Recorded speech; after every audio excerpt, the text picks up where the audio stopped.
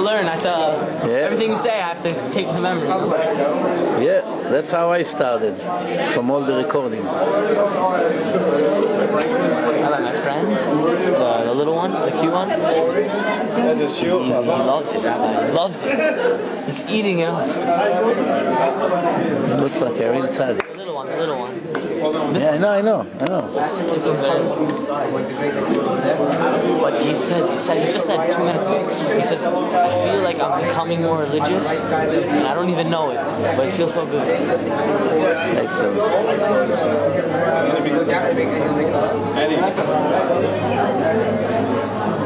No. Where are you right now? Do you have that on, you know where you know the street that you made a right?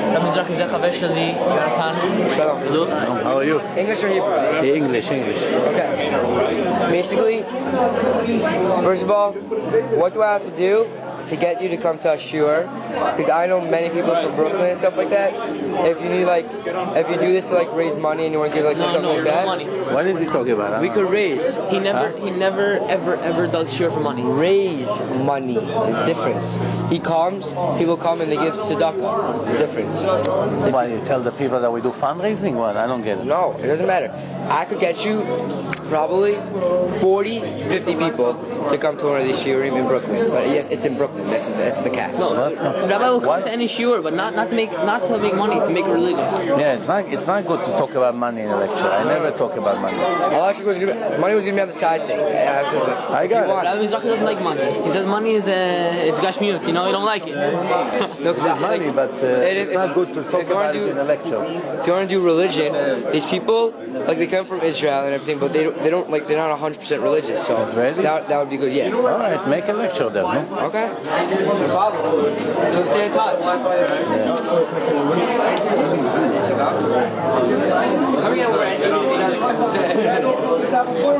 What is it? It was a lottery. What do you win today? How much? It's my fourth time. Fifth. No, not fourth. Oh, no, 11. Was there one on Sunday? Yeah, I was there one on Monday. No, you went the first one to Tel Aviv. Yes. You went the second one to Jackie's house. Yeah. You went the third one to that kid's house. We went together. Then you went the fourth one yesterday. His fifth. Five. Yeah. And here's my fourth, your fifth.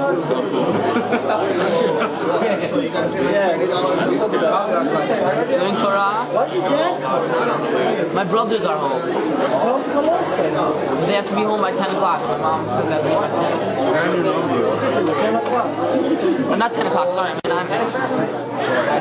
It's 9:11. You want to call mine? When are you going to make one so much? No. All of these are supposed to be for the North Shore kids. They're supposed to come. Adam, they wouldn't allow the North Shore. So all you guys?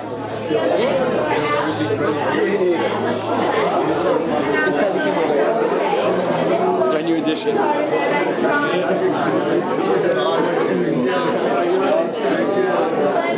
Huh? Everybody filled it out. You filled it out Did you write your already. name? Oh, wait. You win. I think because we have it from the last 3 lectures. No, if you write your name, then Unless you did.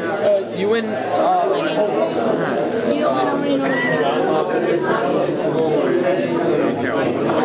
3161917, right? What's it? You need Josh's too? Give me.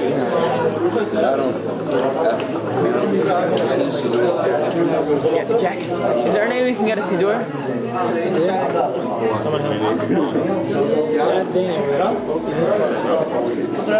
Bro, you want me to introduce you? I'll give it to you at the end.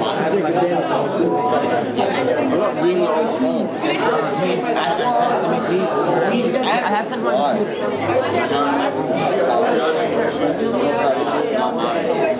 yeah, you know what? No, whatever. Yeah,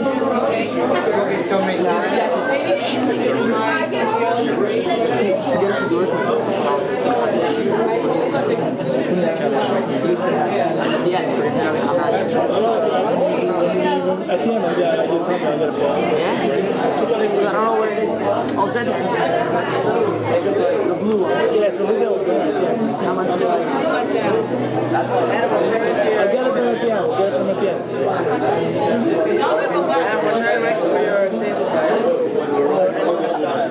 end.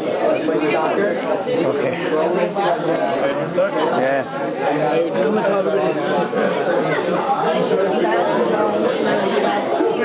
you get that car?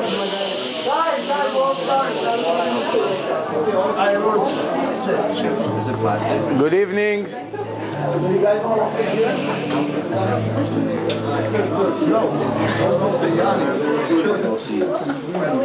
Good evening, everyone.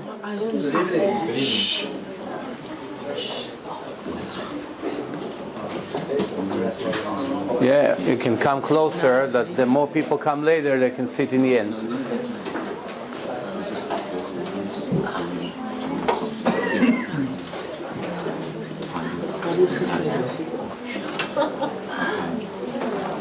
Yeah. Here, please come forward, please. I want to start. You can't see. Yeah. That's okay, you don't need to see. It's the concept, what I say. You get tired. Here, you sit right here. All right, good. See, you have a special 3 seats for you. I don't know if I'm even good enough for 1 seat. You gonna leave? You gonna leave soon? Why? You can stay? No. What do you say? 9 o'clock, 10 o'clock? I said 10 o'clock Rabbi Aderet, but if we have to miss it, then we have to miss it. They'll watch it on the internet. They'll film it. Yeah, no, they record it. Don't worry. Yeah. All right. Okay. 5 minutes before I will get to the topic of tonight, which is codes in the Torah, I would like to speak about general things. If you have any questions, general questions, you can take advantage on these 5-10 minutes that we have until we start the actual lecture. Thank you for everyone for coming. Thank you to Dr. Daniel for having us here. We appreciate it. To his parents, to his mother. And Bezrat Hashem,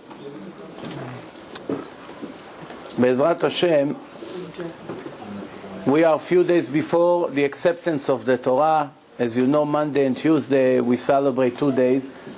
In Israel the holidays is only 1 day, but in the exile it's 2 days. It's the day that made us into a special nation. Just before that day, that 7 weeks after we came out of Egypt, we were really nothing special yet. We only became special in few days from now, which is Shavuos, the acceptance of the Torah. Mainly was the oral Torah and the 10 Commandments. Parts of the written Torah was given. And within a period of 40 years, we actually received the entire written Torah. Just before Moshe Rabbeinu passed away, he made sure to give a copy to each tribe and 1 extra copy, which was original before he left us. 40 years altogether, the Torah was concluded, and from thence 3,318 years it passed from hand to hand by millions of Jews throughout the generations. In previous lectures, for those who saw some of my lectures, we made in Great Neck in the last month and a half, since Pesach, about 9 or 10 lectures. Most of them were scientific proofs and some other topics. Soon we're going to have a very interesting lecture coming up. Please make sure you don't want to miss it. It's going to be Life After Life. It's a very good lecture, but tonight it's a lecture that I usually don't give that often. It's codes in the Torah, yes. Okay, there should be this.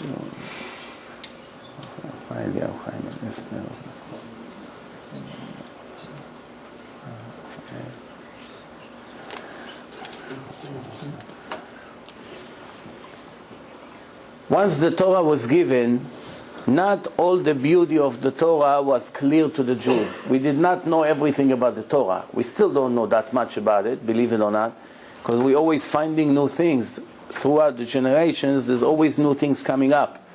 Approximately 15 years ago, for the first time in history, people started to realize that other than the actual history part of the Torah and the orders that God gave the Jews and humanity, there are many hidden codes inside the Torah. We could not find them in previous generations for one very simple reason, because we did not have computers.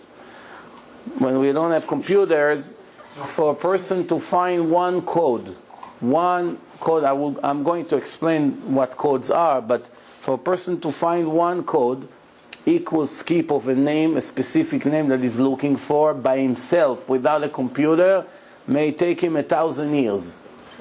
What the computer does in less than a second, it can take a person 1,000 years to do it. Why? Because a person will have to search the Torah thousands of times from each letter. For instance, if you want to find a word that starts with Aleph, then he has to take the first Aleph and start all the combinations. He limits himself. Let's say he wants a skip of up to 1,000. So he has to go through all the Aleph, 2, 3, 4, 5, 6, 7, the entire Torah. If he doesn't find, he goes to the second Aleph. And he goes 2, 3, 4, then to the next Aleph, and to the next Aleph, to the next. It will be forever. What the computer does in less than a second, a person will take him 1,000 years. Obviously, a person doesn't know what to look for by himself, is unable to find codes.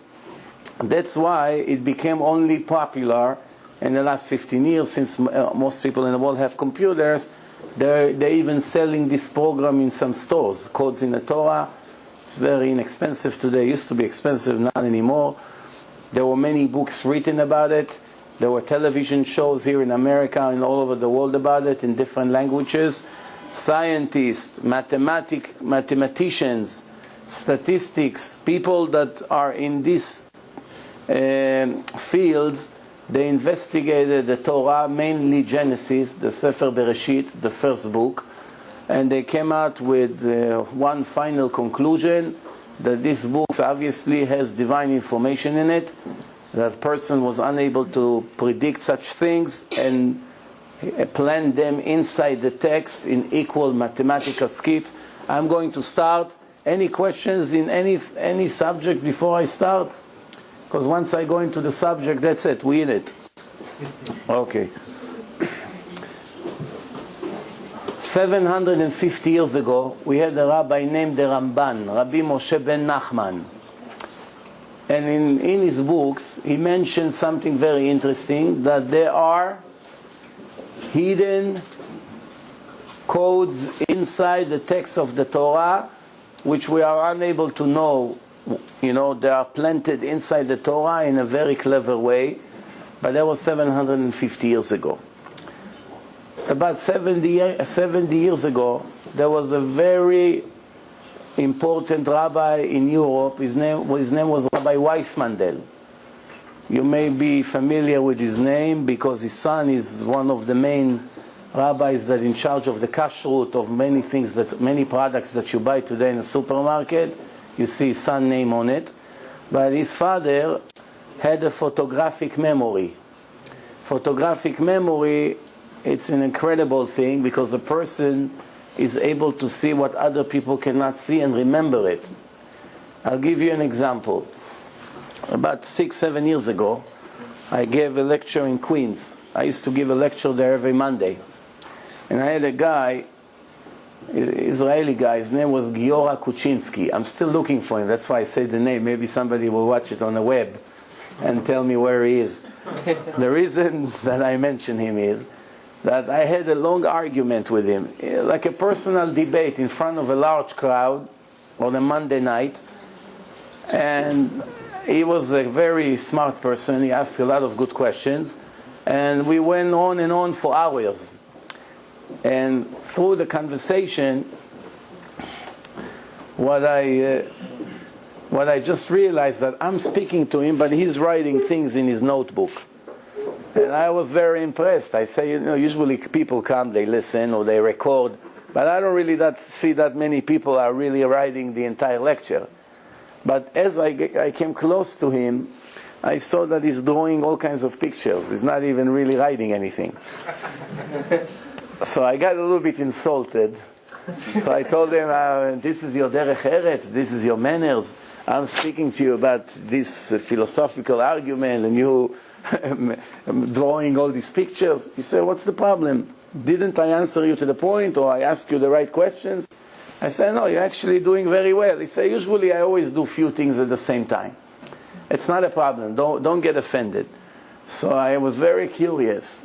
I said, what do you mean you're doing few things at the same time? A person can only do one thing at a time. He said, no. He said, I'll give you an example.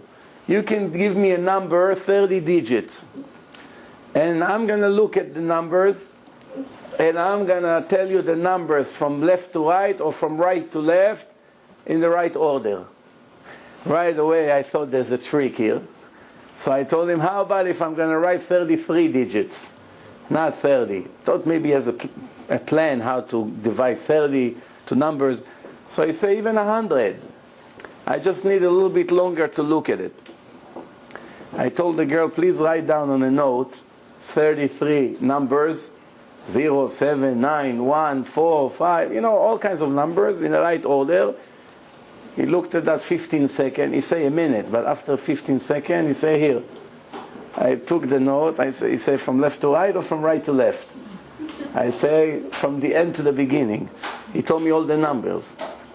I was very impressed. Then we continued to argue. It was 4 o'clock in the morning already. 4 o'clock in the morning, he asked me a very difficult question about the kingdom of King David.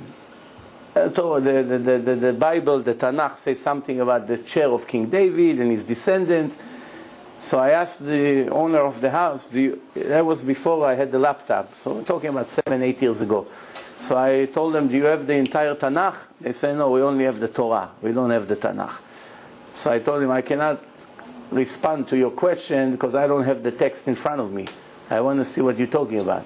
So he said, you know what? I actually live 2 blocks away from here and I have it. If you want, we can go to my house. We continue over there. Because the people were getting tired already, morning soon. I said, okay, everybody, the lecture is over. I went to his home. We get to his home. He gets me the Tanakh. I answer him all his questions. 5 o'clock in the morning, we're done. Then I gave him a book. It's called Mesilot El HaEmunah. It's a very interesting book. Covers a lot of this material.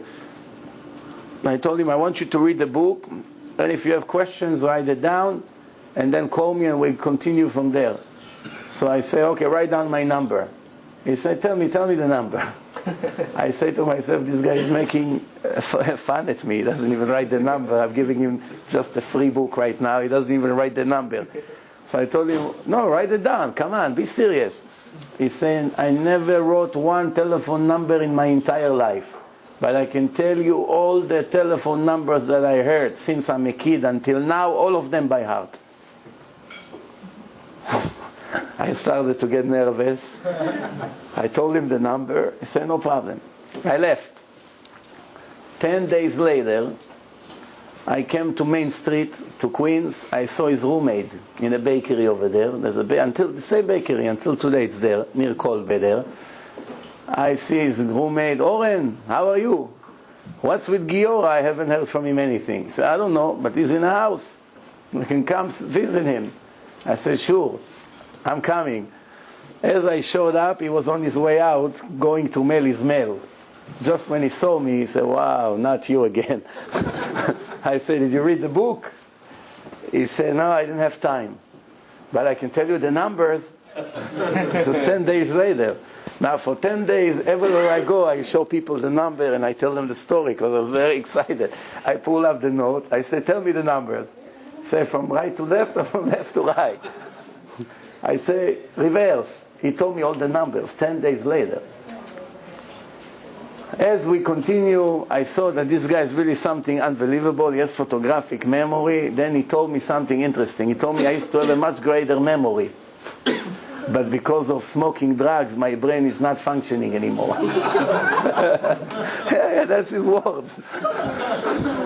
Anyway, I made a deal with him. We shook hands that he's going to show up to the seminar. He didn't want to pay, of course, because he's doing me a favor. But I wanted to bring him because I knew he's going to be the star of the seminar. And I said, don't worry about the money. Just show up. We gave him the information. And the day of the seminar, I called to make sure he's coming. I called a few hours before. But that morning he went to Florida and I never saw him ever again. That's it. So that's the story with him. There's people that have photographic memory, which means they look at the page, they see things in the text that normal people cannot see. Not only they see, they memorize things that average person cannot see. One of them was Rav Weissmandel. Like I said, about 70 years ago, he said there are codes in the Torah, and he showed us the first code without computer about Rambam, Rabbi Moshe ben Maimon. I'm going to show you that slide soon. But since Rav Weissmandel wrote about information about the Rambam inside the Torah, later one rabbi came to Dr. Doron Witztum from the Hebrew University, a non-religious atheist, and a communist, Professor Ilya Reeves, mathematician, one of the top 5 in the world, also from the Hebrew University, also an atheist, communist, and he asked them, of course for money, please develop a computer program, software, that will be able to find entries that we're going to put into the computer in equal mathematical skip, minimal. Again, equal, minimal, mathematical skips. And which means if we enter a name into the computer search the entire Torah, like I say, in less than a second. And if this name appear in equal skip between one letter to the other in the text, that means somebody was hiding it purposely inside the text. It cannot be coincidence. The more equal codes, equal skips we're going to find in one page about the same subject, we will understand, obviously, that it's intentionally was planted inside the text of that book. They worked on that software for a few years. Once it was ready, it's needless to say what happened later on. A year later, you couldn't recognize those two scientists. They already had long beards, and they were very, very religious. Both of them rabbis today, and they still come to universities here in New York to speak, especially the Professor Reeves. I had the honor about 13 years ago to meet him in Columbia University in Manhattan there, get him some kosher food, because he couldn't find kosher food over there. He was a guest speaker in the university. There's a whole movie about him. He shows how, I told him, why don't you publish a book before somebody else will do it and get all the credit for it? Nobody knew about it in the world 14, 15 years ago. And I say you can make millions of dollars from a book like this, because this is perhaps the greatest discovery in history, what we are going to talk about. And he said, I wish someone will publish a book. We don't care about the money or the publicity. We only care that people all over the world will come to the right conclusion that the Torah is the word of the Creator of the world. If that's what's going to happen, for me it's worth it. 2 years later, there is a newspaper reporter, Michael Droznin, a Jew, non-religious, that published a book, Codes in the Torah, and sold tens of millions of copies and made a lot of money. And it's interesting because in his book he writes that he came to Yitzhak Rabin, the Prime Minister of Israel, a week before he got killed, and he made an appointment, and he told him that according to the codes in the Torah, he's going to be assassinated by someone. And Rabin did not take him serious. If he would listen to him, he would be able to prevent his death. Of course, we know life and death is in the hand of God, but that's the story he writes in the book. That story was confirmed by the assistant of Rabin at that time. His name was Itan Aber. He is a member in the Knesset. I think today he's still in politics. He confirmed that this newspaper reporter came and wanted to meet Rabin and tell him that he has to be careful, because according to the Torah, his end is coming. Let's start. Before I start to show the slide, I want everybody to understand something very interesting about Judaism, about the Torah in general. We know the word pardes in Hebrew means an orchard, where you grow oranges. but really it's abbreviation of 4 different words. Pei is pshat, resh is remez, daled is drash, and samech is sod. The shin moves here. You see, this shin was supposed to be here. I don't know who moved it here, but let's assume it's here. Pshat, remez, drash, and sod. What is those 4 words? Pshat, it's the simple way of understanding the Torah. Abraham met Sarah. No more chairs? What happened? Here, you can sit in the front. No? Yeah.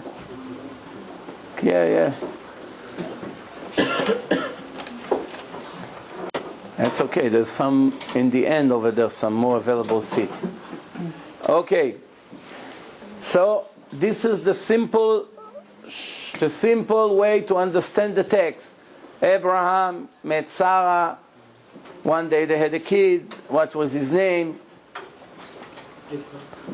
All this information, it's simple understanding of the Torah. Then we have the remez. Remez means inside the actual story, there are clues. God is hinting to us all kinds of things, but not in such a clear way. We have to work a little bit harder to find the hints and the messages that are inside the Torah. Then we have the drash. Drash comes from the word the drasha, midrash, which means secrets. What secrets? I'll give you an example. I'll give one example, you understand what I'm talking about. When we read in the text of the Torah, we have a dialogue between Avraham Avinu and Hashem. Comes God to Avraham and wants to test him before he nominates him to the person who is going to spread the belief in one God, the monotheism in the entire world. Avraham had to sweat and to try very hard to be deserved to receive the truth from the creator of the world. He didn't just pick him up one day from the street and say, you're going to be my representative. He tested him 10 times.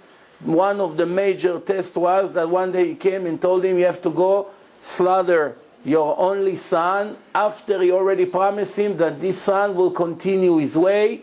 And he told Avraham to teach the Goyim not to kill their children in front of the statues like they used to do. So everything God told him in the past, he came now and told him the opposite. And Avraham did not ask one question. Whatever God told him, he said, no problem, and he did it right away, with happiness. That's why it's such a great person, Avraham Avinu. But what's the story? This is the way the Torah describes it. ויהי אחר הדברים האלה, והאלוקים ניסה את אברהם. And after those words, after those things, God came to test Abraham. And he is telling him, please take your son. How is the text? Pay attention. He tells him, קח נא את בנך, את יחידך, אשר אהבת, את יצחק. Please take your son, your only son, the one you love, Yitzchak. 4 different sentences. First, take your son, your only son, the one you love, Yitzchak. 4 different categories. It's interesting. We have a rule in Judaism, we do not have one extra letter in the Torah. Every word in the Torah has a very deep and important meaning. Just when it looks that there's an extra word or an extra letter in the Torah that you can manage without it, you'll be surprised if you're going to check in the oral Torah, which among it is the drash, the midrashim, you're going to see that this letter or this word has a wonderful meaning and you cannot manage without it. Sometimes from an extra word or an extra letter, we learn many, many laws that we are binded to these laws until this moment. I'll give an example. The Torah says, kabed et avicha ve'et imecha leman ya'arichun yamecha. Respect your father and your mother, that you should have long life. The Torah says, kabed et avicha, respect your father, ve'et imecha. It's an extra word here. He could have just said, respect your parents. Why did it say, kabed et avicha ve'et imecha? To tell you who comes first. Who's the last word in a family? It's the father. Fine, we got that part. Why did we need ve'et imecha? He could have said kabed et avicha ve'imecha. Every letter that looks like an extra letter comes to teach something. Comes the oral Torah and tell us to include your oldest brother. So if you have few brothers and sisters, the oldest one in a family deserves special respect more than other brothers and sisters. So we learn one new law just from an extra letter in a Torah. Without that, we would not know it. That's why we have to go to the oral Torah, and that's the way the Torah, it's brilliant, it's very sophisticated, there's hundreds of years to learn and you still don't know 1% of it, but that's okay. This is just an example. I'll give one more example. The Torah said you should not cook gdi bechalev imo. Gdi bechalev imo, you cannot slaughter and cook together the sheep with, how do you say gdi, the young one that just born? Goat? Calf. Baby goat. Calf. A calf? A calf. A calf, it's egel. Okay, all right, I'll take this word. You cannot do it. But why does it repeat 3 times in the Torah? It was enough once. Comes the oral Torah and say, 1, that you should not eat it together. 2nd, that you should not cook it together even for a non-Jew. And 3rd, that if you did it by mistake, you made cheeseburger, you already made it by mistake, you didn't know, someone just came and told you, oh, you don't know, you're not allowed? Okay, now I did already. It's worth $5, $10. What should I do? Throw it to the garbage? So I'm going to knock on the neighbor's door and tell him, listen, I made a mistake, I'm a Jew, I cannot eat this. Here, have it. You're not allowed. So 3 things we are learning from extra sentence in the Torah. 1, you should not eat it if somebody made it for you. 2nd, we should not even cook it for anybody else, not even for a dog. And 3rd, if we mistakenly did it, we have to destroy it. What about the money? If it would not say in the Torah, we would not allow to destroy it, because God has mercy on our money. And He told us we have to be careful not to burn it for no reason. So now we have 3 things that repeats in the Torah. Each time has a different meaning, even though it's the same text. How would we know it? Only with the oral law. There's no other way to know it.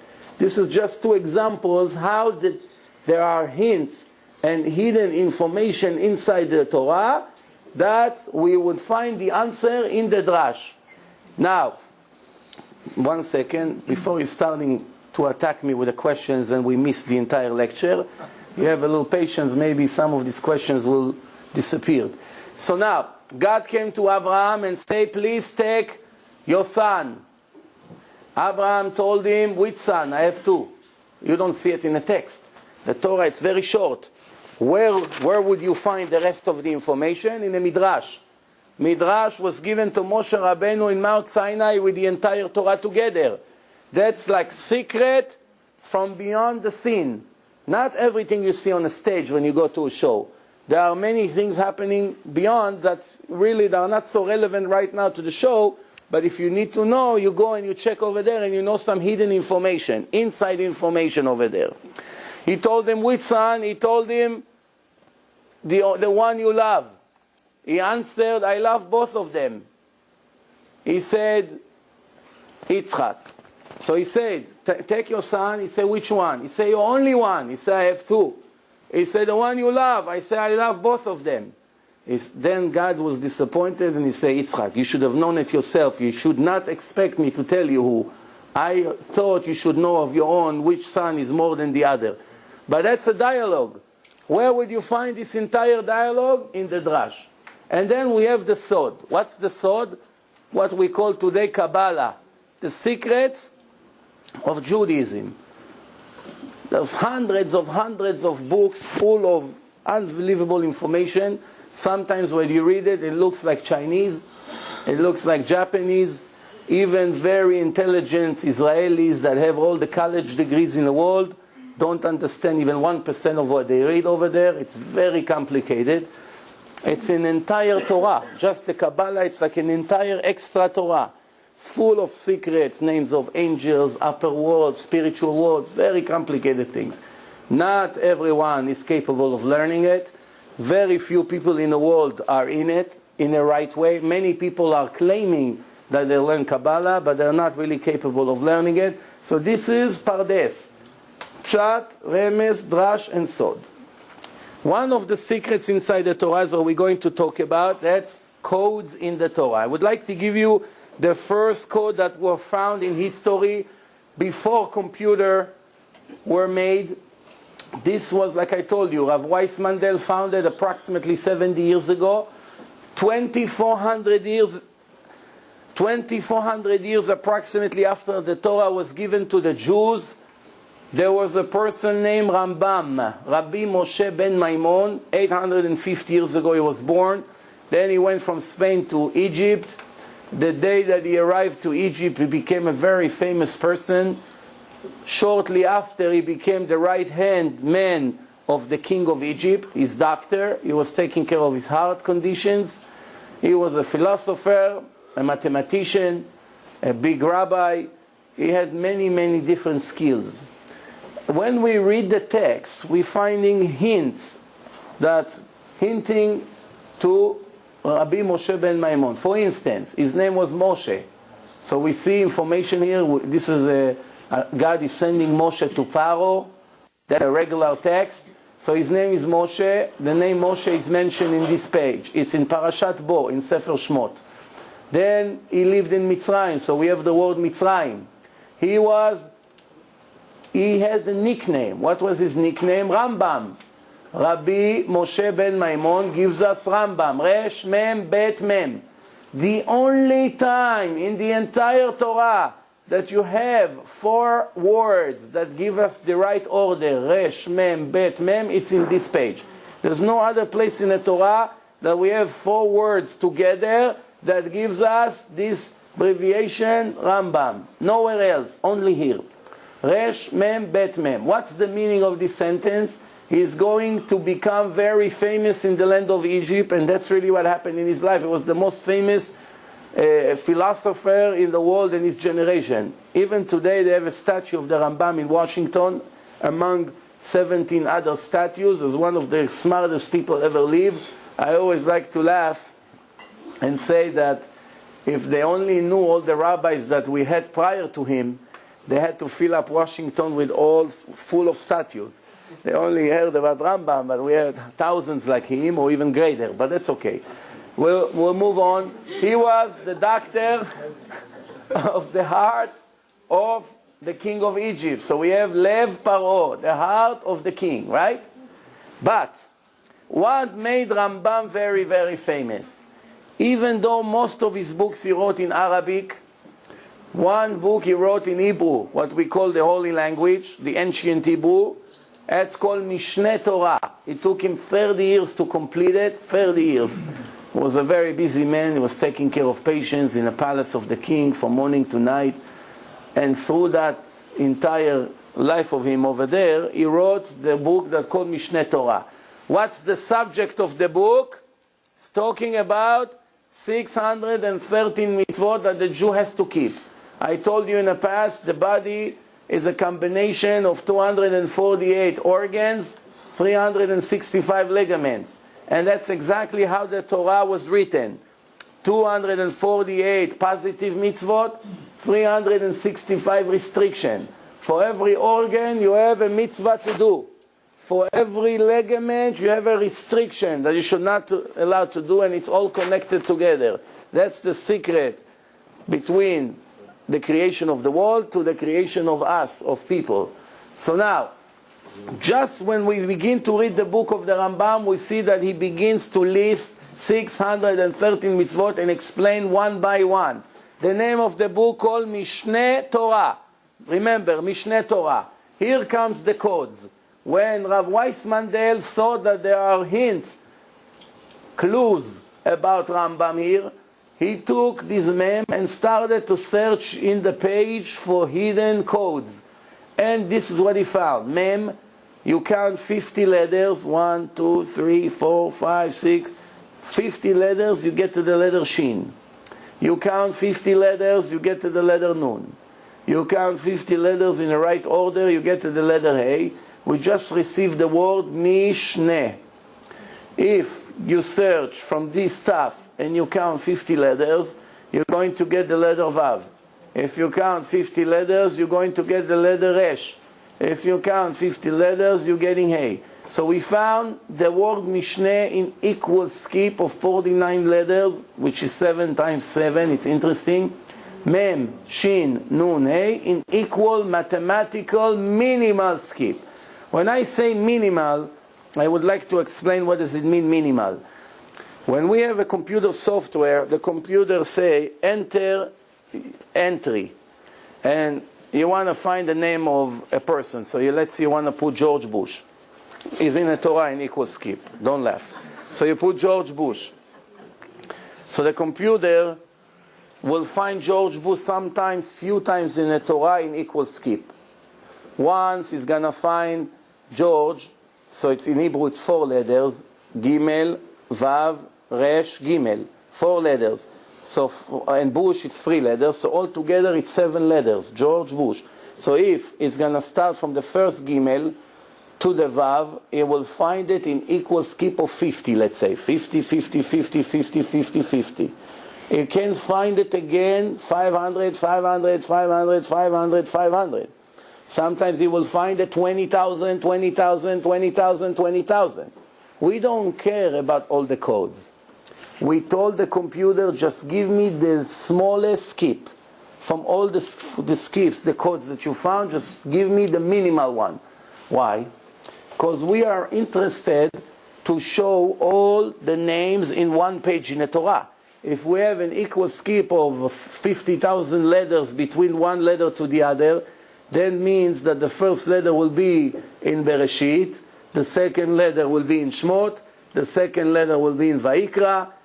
You're going to need to put on the wall the entire Torah to show you a one word. We are not interested in that. Plus, the bigger the skip is, there is a higher chance that it's coincidence. Because when you play with so many millions of or thousands of letters, it's a higher chance that things like this coincidentally will happen by itself. But when they are minimal and they're one next to the other, it leaves no doubt, soon you will see what I mean, that somebody planted it that way. It's not coincidence. And if somebody planted, that means that somebody knew the entire future. And he controlled the entire future. Otherwise, how did he know to hide such names in equal mathematical skip? We're going to get to it soon, but let's repeat. So we have Mishneh, we have Torah in equal skip, but we have one problem. If we would enter the computer the word Mishneh Torah, the computer wouldn't find it. This code could be found only by a person, not by a computer. Why? Because the computer doesn't recognize name or last name, first name. He recognizes an entry, that's all. It could be one name, it could be 5 names. The computer goes from the first letter of the entry to the last one. It has to be equal skip throughout the entire way. Not only part of it. In that case, how do we explain that from the word Mishneh to the word Torah, we have such a large skip? It should have been Mem, 49 letters Shin, 49 letters Nun, 49 letters Hey. This stuff should have been here. 49 letters, stuff, and the rest, it will be all 49. But the reason that it's not like this is because the book is speaking about 613 mitzvot. If you count how many letters we have between the word Mishneh to the word Torah, the answer is 613 letters. So now, let's conclude the first slide. 2,400 years before Rambam was born. There was no Rambam in the world. Nobody knows today what's going to happen, who's going to be born in a year from now. Nobody knows. You can be the smartest person on earth, you still don't know who's going to visit us in a year from now.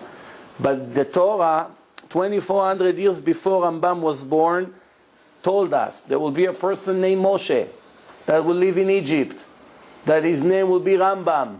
He will be very famous in the land of Egypt. He will take off the heart of the king.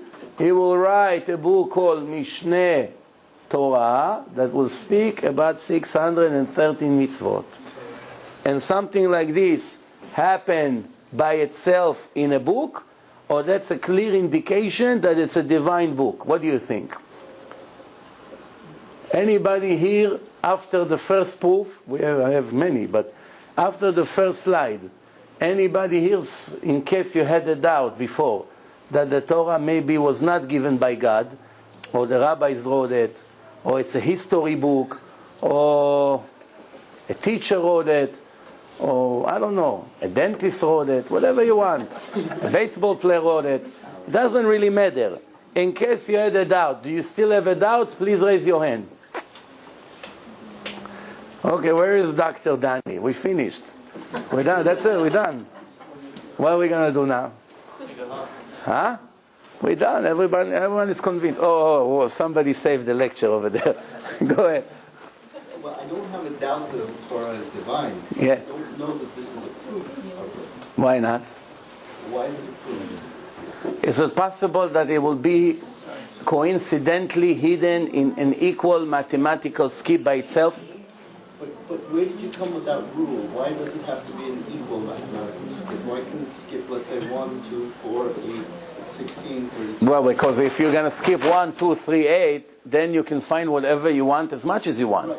You're going to play with the letters. It has to be equal. That shows that someone planted it. I'll give you a story and you understand what I mean. I'm sorry, if the rule was 1, 2, 4, 16, 18, that would equally be spectacular. Oh, you mean 1, 2, 4, 8, 16, 32. Oh, I got you.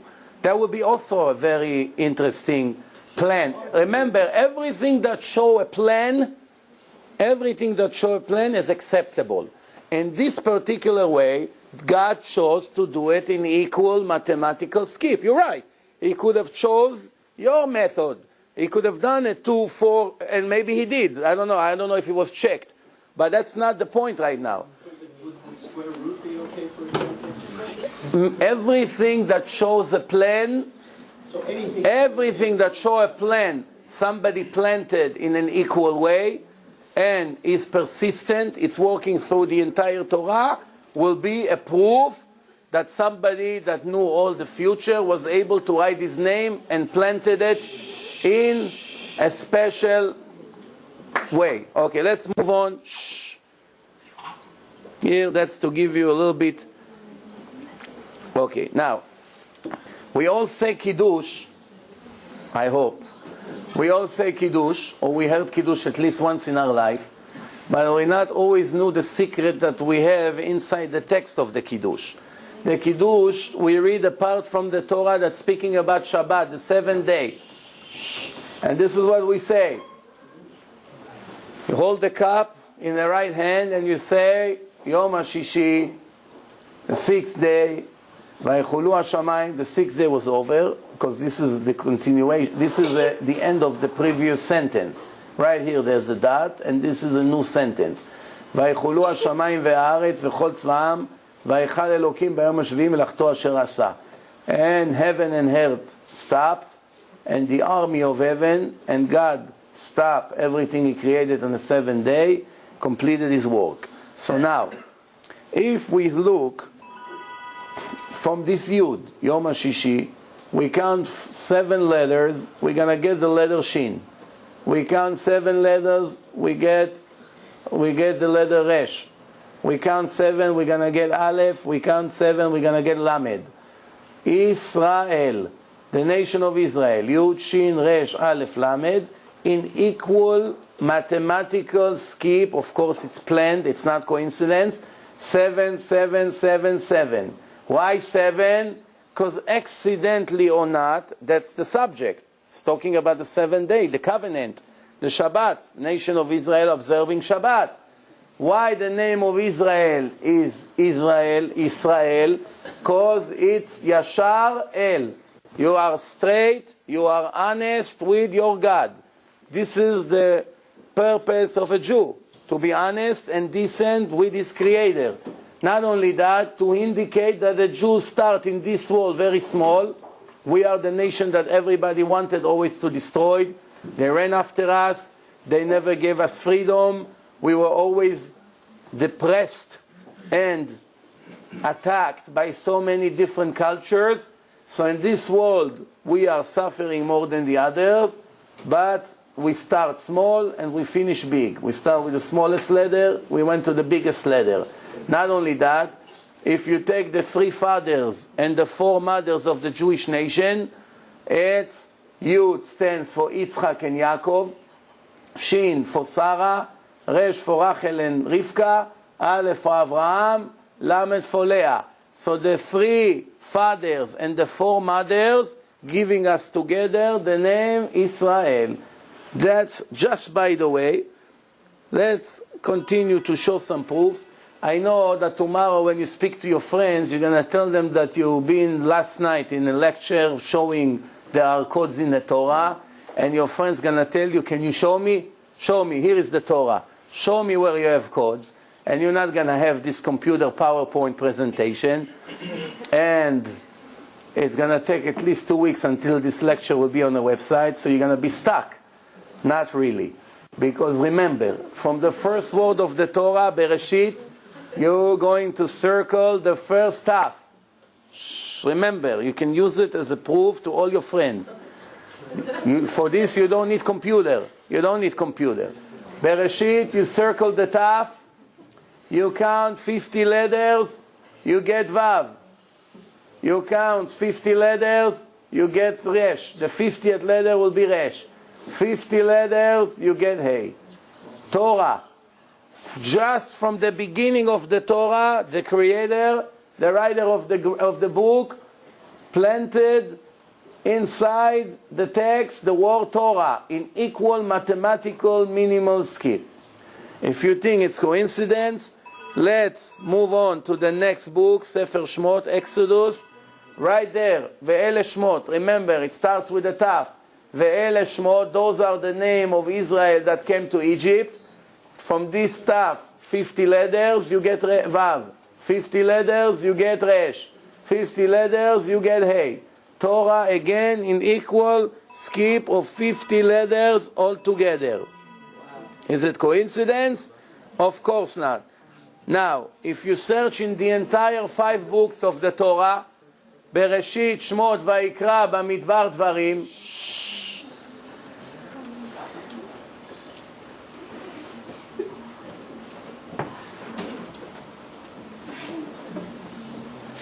I hope it's interesting. No, you know, when people talk, I get very curious what they say. What am I missing? They keep asking me questions about what you're saying. Really? Oh, you became my assistant? Not officially. All right. Why don't they ask me? I'm just curious. They don't speak English. All right, I allow you to talk. No problem. Just don't do it too loud. Okay, now. So you have Bereshit. I just show you. Taf, Vav, Resh, Hey. Taf, Vav, Resh, Hey. When you go to Vayikra, there's no Torah in it. What do we have? Yud, Ke, Vav, Ke. The name of God. Yud, Hey, Vav, and Hey. Yud, Hey, Vav, and Hey. And then we go to Bamidbar. We have Torah, but this time in reverse, from left to right. Also in equal skip of 49s and the 50th letter. So, Taf, Vav, Resh, Hey, but in reverse. When we go to Dvarim, also Taf, Vav, Resh, Hey, in reverse. So now we have a very interesting menorah here. The center of the menorah, it's the name of God. By the way, for those who did not know why the names of God is Yud, Hey, Vav, and Hey, because it gives us the 3 times. Haya, it's the past. Hove, it's the present. Yihye, it's the future. It's all in those 4 letters. Here, Haya, it's Hey, Yud, and Hey. Hove, it's Hey, Vav, and Hey. Yihye, Yud, Hey, Yud, and Hey. So it gives us the 3 times to show us that God is not material, and only something that is materialistic, something that is made from material, depends on time and connects to time. Something that is spiritual has no time limitation. Now, so remember, we have Torah and Torah from right to left, and Torah and Torah from left to right. and the center of the world is the Creator Himself. It's all in equal skip of 50. I don't know if you heard about holiday of the trees, what we call Tu B'Shvat, the 15th day of Shvat. It's the Rosh Hashanah, the new year of the trees and the vegetables and the fruits. And here is a page inside Sefer Bereshit, right in the beginning, the first chapter in the Torah, that describes us the creation of Adam. And this is what the Torah says in the text. Pay attention carefully. And God created Adam, sand from the ground, and He blew into his nostrils a living soul, and then the person became alive. And God planted a tree from the east, and He put the man that He created there. And God had trees, beautiful trees coming from the ground, and great for eating. And then the secret, which is the tree of life. And this, I'm sure you heard about this story more than once in your life. But since this page is speaking a lot about trees, about a garden, things that connects to trees and the ground and a garden, how many words that connects to fruit and vegetables appear in this page? You'll be amazed. All of them in equal skip. For instance, you see, whatever it's in circle, that's chita, wheat. Chet, you see, tet and hey. Chet, 1, 2, 3, 4, 5. You see? 1, 2, 3, 4, 5. Okay, that's chita. Then the squares, it's geffen, the grapes. And anav, a grape. You understand? So this is tamar, dates. Erez, it's the name of a tree. Te'ena, a fig. Pomegranate. A lot of them you may not know what they are, but that's okay, because it's all in Hebrew. There's wheat, barley, and olive. So all these words that are names of fruit and names of trees, look how many, I think there's more than 20 right there, appears in one page in the Torah, all of them in equal, minimal, mathematical skip. What's the chances it's going to be more than 20 words in one small page like this, all of them in equal skip? You figure it out yourself if it's possible, yeah. That's not on any other page in the Torah? Remember, the way we work with this is like this. We are not going to a specific page and looking over there. The computer, every time you put a name, the computer searches that name in the entire Torah, and then it shows you where the minimal skip are located. And here, it's very interesting. For instance, when the person who found all these names, he put wheat, chita, the computer searched in the entire Torah, and he found it in this page. Then you put olive, same page. Barley, same page. Fig, same page. Dates, same page. Not any other page. Again, that could be that it appears in other pages in larger skip. It could be. But the minimal skip, that's why we tell the computer, they all happen to be in the same page that relates in the same content. It's the same subject. Speaking about a garden, speaking about trees. This is how it works. In order for us to find things, we don't have spaces between the words. You see, here you see the Torah, the way it's been written. Bereshit is one word. Bara, it's a second word. Elokim, it's a third word. But when they enter it to the computer, they did not make any spaces. It's all one large word. How many letters we have in the Torah? Who knows? 600,000. How many? 304,805 letters. 304,000. What did he say? That was my next guess. Okay. 304,805 letters. So it's almost 305,000 letters.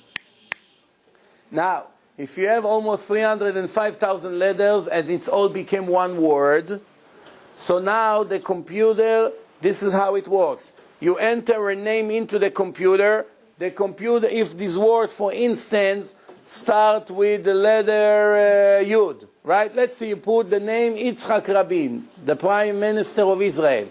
So how the computer is going to find Yitzhak Rabin? Here I'm explaining how it works for those who still do not understand how it works. The computer comes to the first Yud in a Torah. Bereshit is the first word, he found Yud. Yitzhak Rabin starts with Yud. So he's taking this Yud. To become a skip, it has to be minimum 2 letters in between, right? If there's no at least 2 letters in between, it's not a skip. It has to be at least 2 letters. So the computer takes this Yud, count 2 letters. The second letter should be Tzadik, Yitzhak.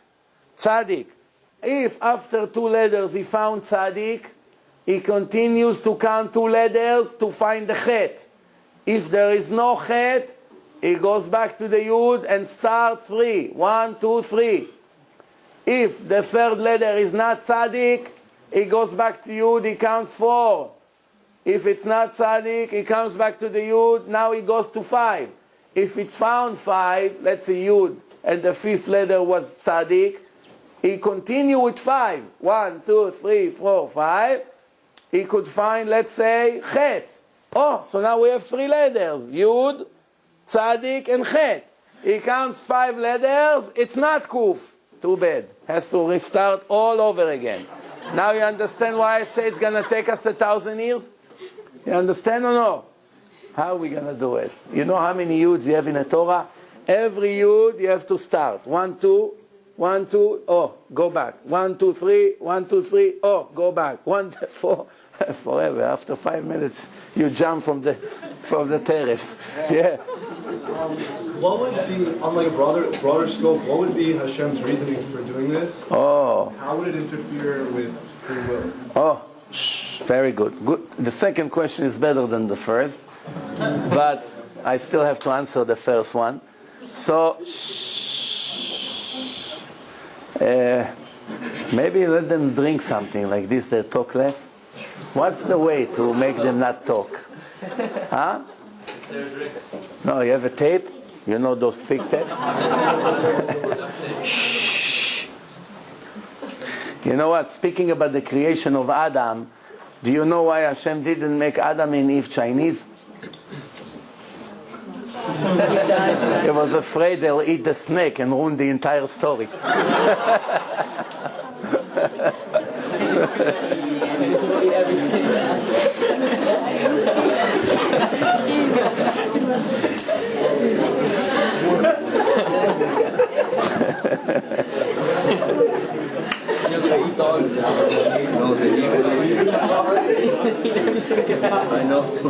All right.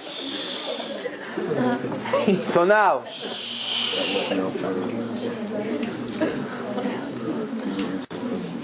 here is another example. Soon we're going to the good stuff, the twins, Bin Laden, all these interesting things that you want to hear about. And the beginning of Sefer Vayikra. Vayikra el Moshe, Vayidaber Hashem elav me'oel moed lemor. If we take this Yud, 1, 2, 3, 4, 5, 6, 7, the 8th letter is the Hey of Hashem. 7 in between, Vav. 7 in between, A. The name of Hashem right in the beginning with equal skip of 7.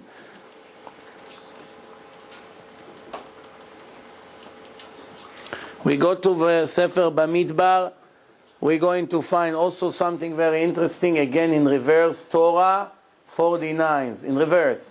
Torah, Taf, Vav, Resh, Hey, this is what I told you before, but this time in reverse. Also, when we go to Dvarim, we have the Torah that I showed you before, in reverse. As you can see, with 50 letters, Taf, and this is, you see the text. This is Sefer Dvarim, chapter 1. Okay, let's move on. The Holocaust. Where is Yaakov? Is he here? Outside. He's outside. If somebody can call him. Ask him for the passport of the Nazi person. Okay. Shh. When we read in the Torah, when we read inside the Torah, this is what the parasha is speaking about. It's telling the Jews. I have an entire lecture about the Holocaust. I try never to go into it. You have the passport with the Nazi? Yeah, it's my car. Bring it, please.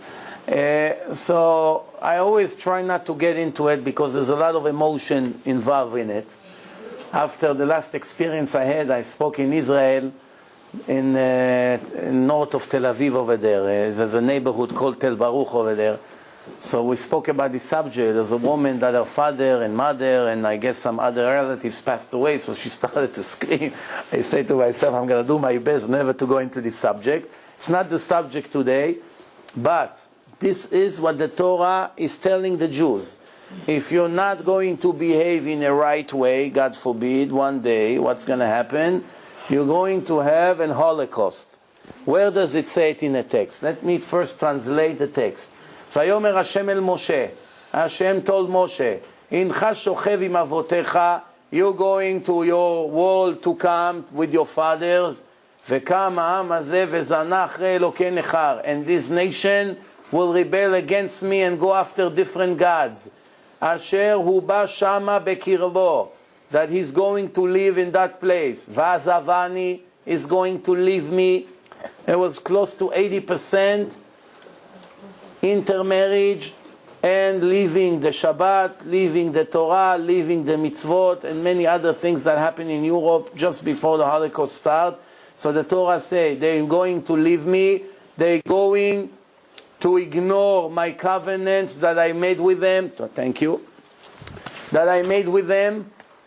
And I'm going to be very angry at that time at the Jews, at them. I'm going to leave them.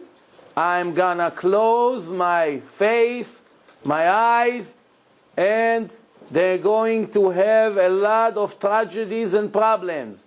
What does it mean? I'm going to close my eyes. It's like, God forbid, I'm not going to be there to watch over them. And Va'omar bayom ha'u, alo al ki en Elokai bekirbui, and the Jews will say, there is no God. That's why we have all these problems. And that's how they speak until this moment. A lot of the survivors and some others. Bekirbi, it's numeric value Germany, but that's besides the point. Va'anochi, and that's the main thing right here. Va'anochi, and I, astir panai bayom ha'u. I'm going to hide completely from them. It's like, God forbid, I will dismiss myself completely. Al kol hara'a asher asa, for all the bad that they did, because they left me and they turned into other gods. Other gods, not necessarily that it really means other gods, because there's really no other gods. It could be statue, it can be a cross, it could be a stone, it could be different beliefs, it can be all kinds of things. But inside the text, speaking about a Holocaust that is one day is going to happen, the word Holocaust is hidden in equal skip of 50. Hey, Shin, Vav, Aleph, Hey, HaShoah. The Holocaust. Right inside the text, that accidentally or not, describing it in details. I want to tell you a story that I just heard from Yaakov yesterday. Here is the original passport of a Nazi soldier. Can put it in front of the camera that you can see an original copy with colors of an authentic passport from Germany. I'm trying to locate the date here. I think yesterday I saw that it's 1940 something. But what is this passport has to do with our lectures tonight? It's very simple. The Nazis used to burn the synagogues and burn the Torah. Some of them they just stole and they put in museums later on. Some of them they just destroyed on the floor. And one Nazi took the Torah and cut a piece from the Torah. This is the piece he cut. He cut a piece from the Torah and he made it a cover to his passport with this, because the Torah it's leather. So he took it and he made a cover for his passport like this. This is an original copy of what he did, like this. Later, when he died, before he died, he gave it to his son, and he told him, if you know any Jew, find a Jew and give it to him.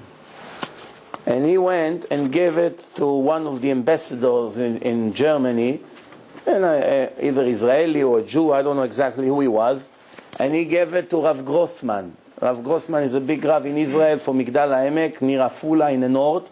When he was in Germany on a visit, he told him that went few hands, this is from a German that passed it to his son, and he got to another Jew, and we're giving it to you. Well, we don't have what to do with that.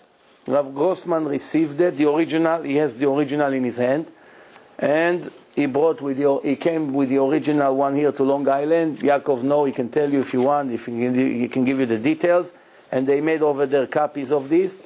And when we look at the parts that the Nazi cut from the Torah, accidentally or not, is, I'm going to translate to you. If you're going to be in the exile, your enemies will be after you, because you did not keep the words of this Torah that written in this book. You did not fear your God, your respectable God, the great God, and God punished you and your children very strong punishments. And all the bad ran after you, because you did not keep the words of this Torah. And God sent the nation after you to destroy you. And only very few of you survived. One page, the entire Holocaust. From the entire 304,000 letters, he count 100 letters. The only 100 letters that describe what happened to the Jews in Germany, he cut. And he doesn't know Hebrew, you know. Who made him cut? If he decided to cut, his Caesar went to the place that described the Holocaust and he cut it out. And 60 years later, it got to the hand of one of the important rabbis in Israel. Unbelievable. But that's just by the way. Of course, has nothing to do with codes, but let's continue. You know, a few years ago, the Israel, yeah. I didn't mean to interrupt or anything. How do you know that the text in the Torah tells us about the Holocaust? How do you know that he's not closing his eyes right now? And how do you know that if he is closing his eyes, that he's ever going to redeem us? Even if we try to redeem as much as possible and he's closing his eyes, how do you know that he's going to want to open back his eyes and want to take us back? How do you know that's ever going to happen? Okay, the term closing his eyes is when the Jews don't listen to him. When the Jews listen to him, he opened his eye wide open. And he watch everything and helps and do everything. When the Jews are not listening, they don't keep their part in the covenant, then obviously there's something that called Ester Panim. Today we are always in a situation of Ester Panim. Ester Panim means that God is hiding himself in a creation very well. And it's very difficult to find him. In the old generation, as you can see in the time of the Exodus of Egypt, there were clear miracles in front of millions of people. Where else do you find that people heard the voice of God? Where else did you see that people saw the ocean split, they go through, and the Goyim, the Egyptians, come and they drown? Where else do you see blood all over Egypt and all this, or bread falling from heaven? We don't have miracles in that level today, even though you'd be surprised. We still have very, very big miracles today. But we sometimes are blinded by the nonsense that we have in our head not to recognize the miracles that God does to us. I'll give you two examples. One example is when Saddam Hussein was shooting the Scud missiles in the first Gulf War. Each missile, each Scud missile, it's the size of this entire big room. See how big is this room, how long it is? It's from here all the way to the wall over there. And it's wide just as much as this room. That's the size of one Scud. If you put a Scud on a long track, it's longer than the entire track. That's why they have to put it standing. Because it's too long. It's going to make the track comes up in the air. That's how big it is. Now, in the war between Iran and Iraq, every missile Saddam shot at Iran, killed minimum. The smallest damage, 800 dead. 800 minimum. There were sometimes thousands. Minimum 800 people died every missile is shot at Iran. Iran is not such a crowded place like Israel. The missiles that fell in Israel, in Tel Aviv, in Ramat Gan, in all these places, it's very, very crowded population over there. One missile hit Ramat Gan, 50,000 apartments reported the damage, not one person died. An entire building collapsed. All the people are living in the floors. The entire building collapsed, not a person died. Not one person died. 39 Scud missiles like this fell in Israel. Many others fell into the ocean. But 39 fell in the ground. Not one person died from it. One person died from a heart attack in the entire war. And you know who was this person? I have a book that says his name and what he used to do. He used to come with a Vespa, it's a little scooter, to Bnei Brak on Shabbat with a radio and make full volume music and goes to the neighborhoods of the very ultra-Orthodox Jews and get on their nerve on purpose. Comes with his scooter. That's the person that got a heart attack and died from one of these Scud missiles. But the biggest miracle with the Scuds is that for years they were arguing in the government because they want to move the main power station, the main gas station of the entire country or the area of Tel Aviv. They created a new facility and they don't want to move to the new facility for whatever reason. Maybe it was too expensive to make the move. They've been arguing about it. They want to stay. Some wants to stay in the old place. Some wants to move to the new place. After years of argument, 1 week before Saddam started to shoot his missiles, they decided finally to move. Just when they completed their move, a missile fell right in the center of the old facility. It's all gas pipes. If they would not move, you would have hundreds of thousands of Jews will die from the gas. It will explode all the pipes, all the gas all over the area of Tel Aviv. You know, I don't have to tell you the damage. So, is it coincidence that they move? A week before, I give you another example. Just before the Twin Towers collapsed, there's an Israeli shipping company. They have huge boats and they freight company. They have hundreds of employees. It's called Tzim, the main freight company of Israel.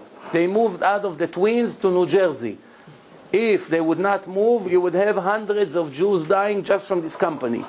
There are many miracles, but we sometimes ignore them. I give you one last example. I have hundreds, but I'll give you one more, and I can show it to you in video. When you see it in video, you will never believe such a miracle. 15, maybe 18 years ago, there was the Sukkot holiday in the Western Wall. Each Sukkot, all the Jews of Yerushalayim almost likes to go to the Western Wall to pray the special prayer of Sukkot. And they do Birkat Kohanim. There's about 200 Kohanim. It's very beautiful there, the atmosphere in Yerushalayim, in the 3 festivals, Shlosha Regalim. There were 20,000 Jews, men, women, old people, young people, babies, are very crowded in the Western Wall. You cannot put a needle extra. That's how tight it was. The Arabs were preparing rocks like this, tens of thousands of rocks, weeks in advance. Each rock size of a melon, some of them like watermelons, some of them like peaches, but main serious rocks. It's not like little stones, you know. And there were barrels full of stones on top. You know, the Arabs is right on top by the mosque. Just when the Jews started the prayer, they threw tens of thousands of rocks on the head of all these Jews. Just try to imagine somebody throw a flood of rocks on the head of the people that cannot move. Everybody started to run towards the gates. Just from everyone running, there should have been hundreds of dead people. You know what happened in stadiums when everyone panicking and they all run to the gate? It's all collapsing.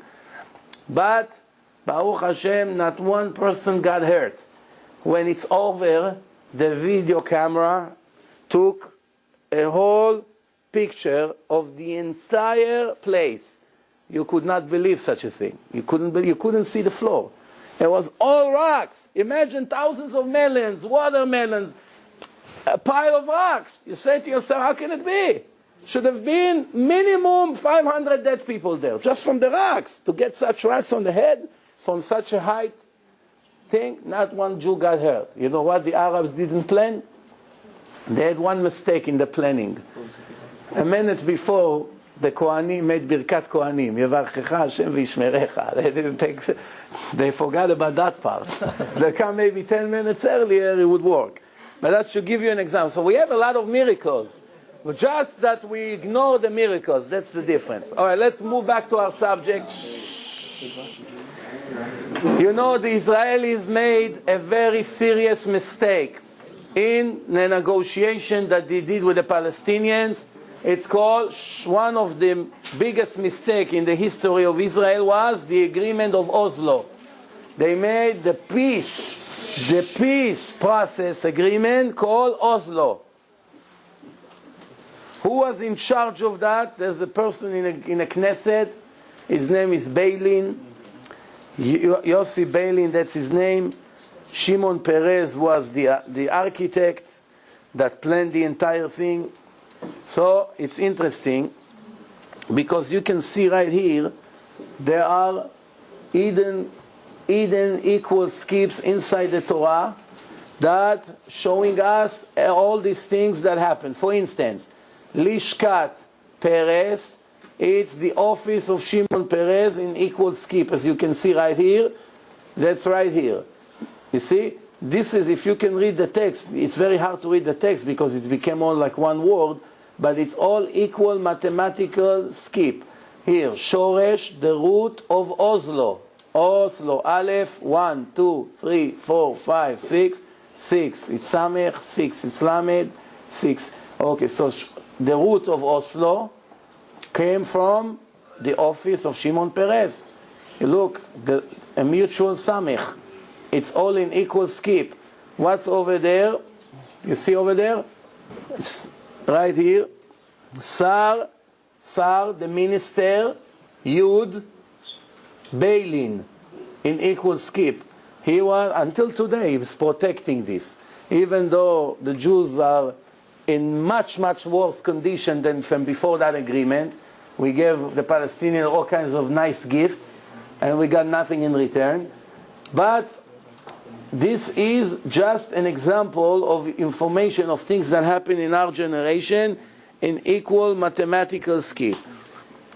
Here, that's a continuation of this. You see, Arafat, Yasser Arafat, so you have Arafat. Then you have HaMechablim, you know, the terrorist. Hey, 1, 2, 3, 4, 5, 6 letters. Mem, 6. Chet, 6. Bet, 6. Lamed, 6. Yud, 6 Mem. The terrorist. So you have Arafat, the terrorist. What else do you have? Arafat was the Moshel. You see Mem, Vav, Shin, Lamed. All equal skip of, you see, 2,315 letters. 2,315 letters. Each 2,315 letters gave us the Moshel, the one who is in charge. Who is he? Arafat. Now, what? Wait, patience. What? Where did Arafat was sitting? In which city? Ir. You see? Ain, Yud, Resh, Gaza. Gaza. How do you say Gaza in Hebrew? Gaza. Where was he sitting? You see? Reverse 2,314. Can I ask you a question? The skip on the upper right-hand corner, what's the skip on that?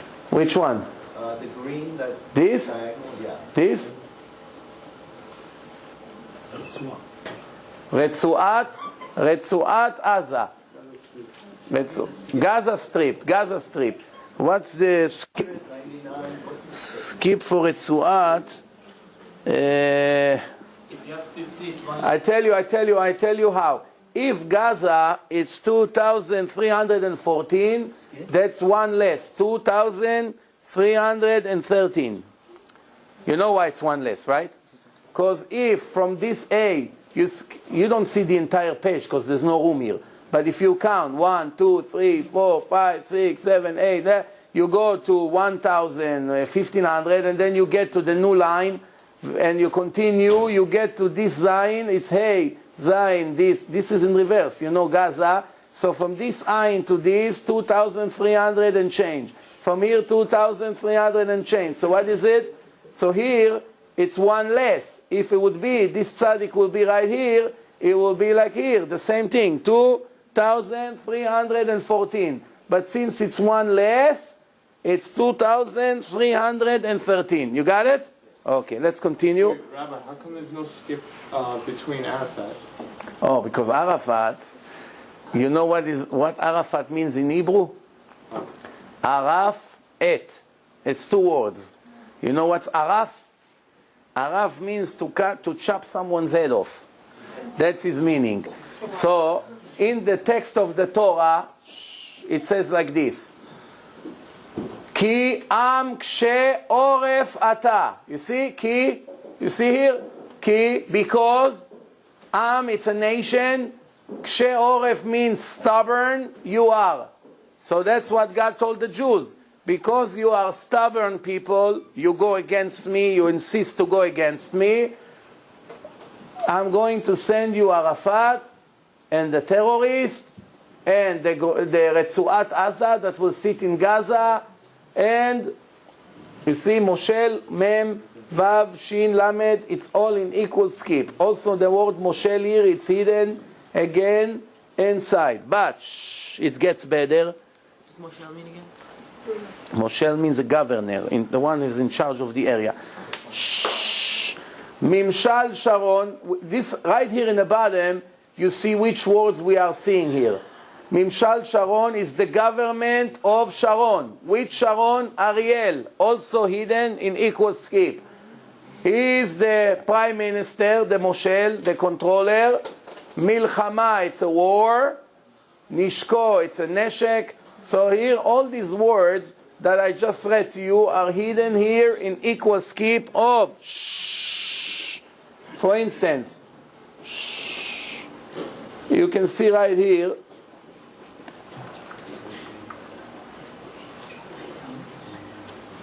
It's hard for me to see. Oh, Sharon. Here, you see Sharon? Shin, Resh, Vav, Nun. Mimshal. You see Mem? Mem, Shin, Lamed. Mimshal, it's government. Sharon, the government of Sharon, this is a continuation of the last slide. Made the Oslo agreement, brought Arafat into Gaza Strip, and what did it give us? A war, Milchama. Look, Mem, Lamed, Chet, Mem, Hey, Milchama, a war. Let's continue. Shh. We're getting to Bin Laden soon, and Al-Qaeda.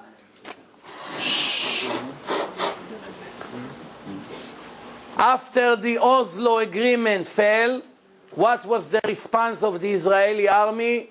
They went into a war that was called Chomat Magen. Remember that? You remember? You heard the news a little bit or no? Who is Israeli here? You know, you confirm that there was Chomat Magen or no? I don't want them to think I'm fooling them. It was there. All right, Baruch Hashem. Chomat Magen. That's the name of the war. Lochama means a war. It was in the Kasbah of Jenin. So the war, Jenin, Chomat Magen, a war, Kasbah, it's all appear in equal skip in one page in the Torah.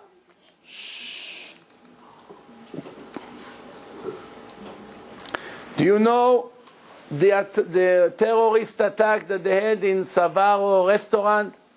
You know, in Jerusalem, it was all over the news. So, okay, inside the Torah, it says like this. Abraham's telling the angels, please lean under the tree, and I'm going to bring you bread to eat.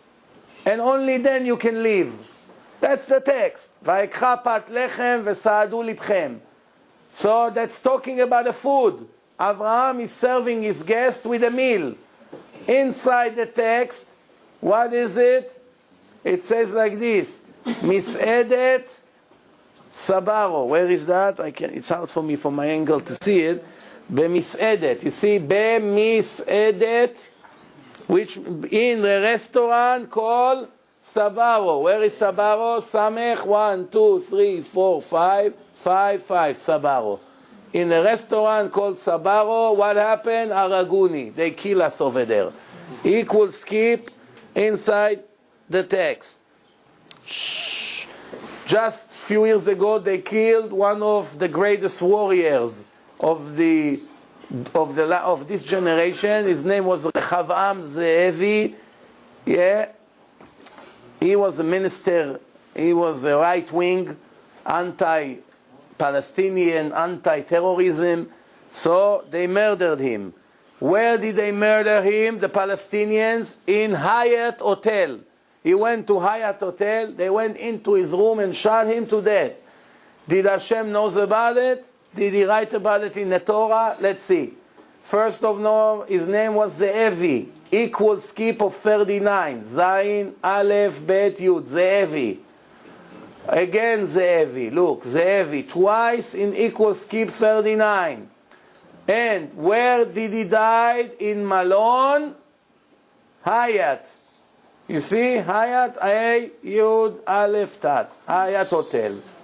Okay, Ze'evi.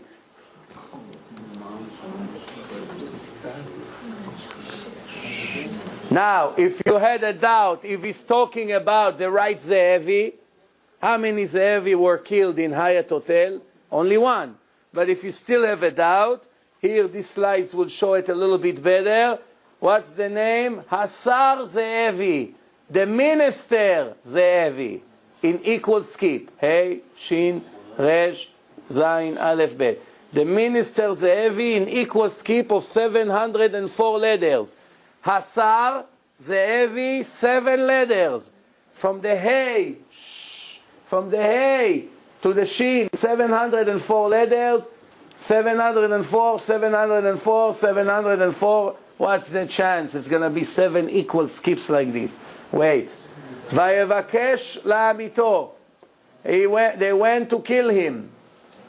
Retzach, murder. Look, Resh, 1, 2, 3, 4, 5. Resh, Tzadik, Chet, Retzach, a murder. Where? Bamalon, in the hotel. Which hotel? I showed you, Hyatt Hotel. Shh. Do you remember one of the worst terrorist attacks in the history of Israel? In Passover night, in Leil HaSeder, they attacked in Park Hotel. Did you hear that? 20-something, 25 people they killed in the middle of the Seder. They went here. Okay. Now, the text is speaking about matzah, maror. The Jews have to eat matzot and maror, right? Speaking about the mitzvah of Leil HaSeder. Where would God hide a terrorist attack that happened in the night of the Seder? In a place that's speaking about the Seder, matzot u'merorim. So we enter to the Torah and pay attention what we just found. Seder Pesach. You see, where is it? On top. Here, right here. Seder, Samech, what's the skip? Seder, here. Seder, Samech, Daled, Resh, Pesach. Seder Pesach. Where was that Seder Pesach? Bamalon. Bet, Mem, Lamed, Vav, Nun. In the hotel. Yeah, which hotel? Park Hotel. Where is Park Hotel? Right here. Park. You see? Park in equal skip. So we have Seder Pesach, the Leil HaSeder, in the hotel called Park. Who did the terrorism attack? The Hamas. Where is that? The Hamas in black? The top. The first line. Right here. Hamas. Chet. 1, 2, 3, 4, 5, 6, 7, 8. Hamas. Okay? So, a terrorism attack in Malone Park, in Park Hotel by the Hamas, were in the Torah 3,314 years ago. I'll let you sneak a question over there.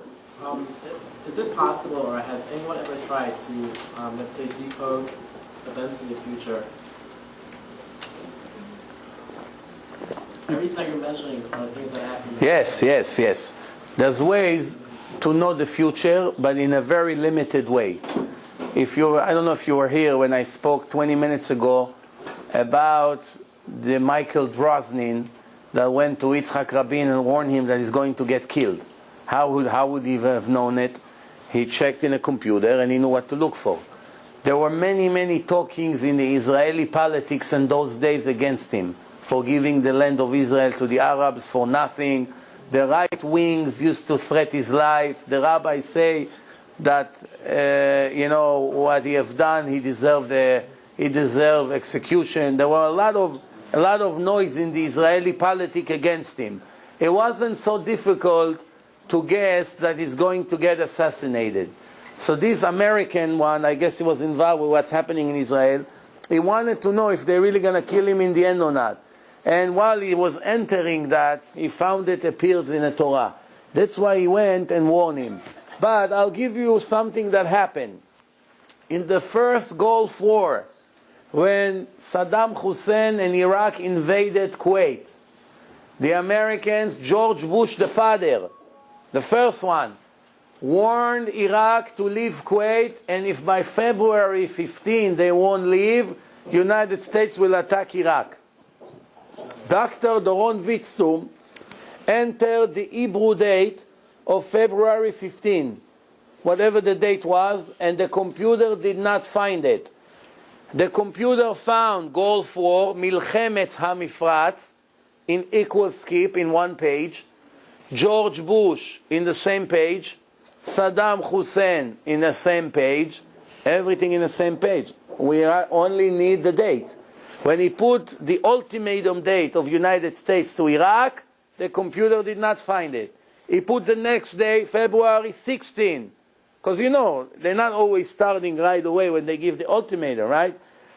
It did not appear. 17 did not appear. The 18, 3 days later, appeared. He called one rabbi here in Monsey, and he told him the war will not start like the American says. It will start 3 days later. How do you know? I check in the codes. Here is an example that he was able to know the future. Why he was able to know the future? Because he knew what to look for. I'll give you an example. Let's say I have a slide that showed that the Torah knew about the AIDS. AIDS, it's appeared in the Torah in equal skip. It shows that it's a disease in the blood. It shows things, it causes death. It's all in the same page, which accidentally appears in the chapter in the Torah of Sodom and Gomorrah that got punished for the homosexuality.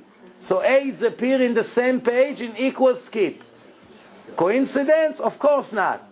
But what's the name of the doctor that will find cure for AIDS? Let's say there is a doctor, whatever you want to call him, Lee, Mr. Lee, whatever. Mr. Lee, in 5 months from now, will come to the world and say, I found the medicine for AIDS. It's working in 24 hours. His name already in the Torah. We just don't know what name to enter. A minute after they will announce in CNN, Dr. such and such just found the cure for the AIDS, you come to the computer, you put the name, it's going to be right next to it. How couldn't you find it before? You're not a prophet. You didn't know what to look for.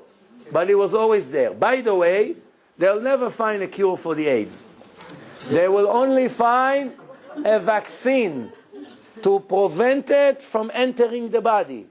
That's the best they can do. Once the AIDS is in the body, they will never be able to find a cure for it. They can find medicine that will make life much longer. Delay the death by another 10 years or another 20 years, which they already done. But to find a cure that will remove it from the body, they'll never find, because it's mutation. It keeps changing to different things. If it's B, you put minus B, it changed to C. You put minus C, it changed to D. There's no end to it. Yes? Can we put Obama and see if he's going to win the election? Obama? You know Chelsea Clinton. Hillary. Oh, you already know it? Okay, so we go. Said Chelsea Clinton went to visit the troops in Iraq. So she came to one macho commander over there. She said, look at you, you're 7 feet tall. So she said, shh, tell me, somebody like you ever get scared? You ever get scared with all these bombs here? So he said, very rarely, but there are 3 things that scares me very much. She said, 3? Not 1, not 2, 3. Which are the 3? He said, Osama. Oh, Osama bin Laden, everyone is afraid of him. Okay, that's no big deal. Osama, I got it. He said, who's the next one? He said, Obama. So she got very happy. At least he ate Obama. Then she said, and what's the 3rd one? He said, your mama.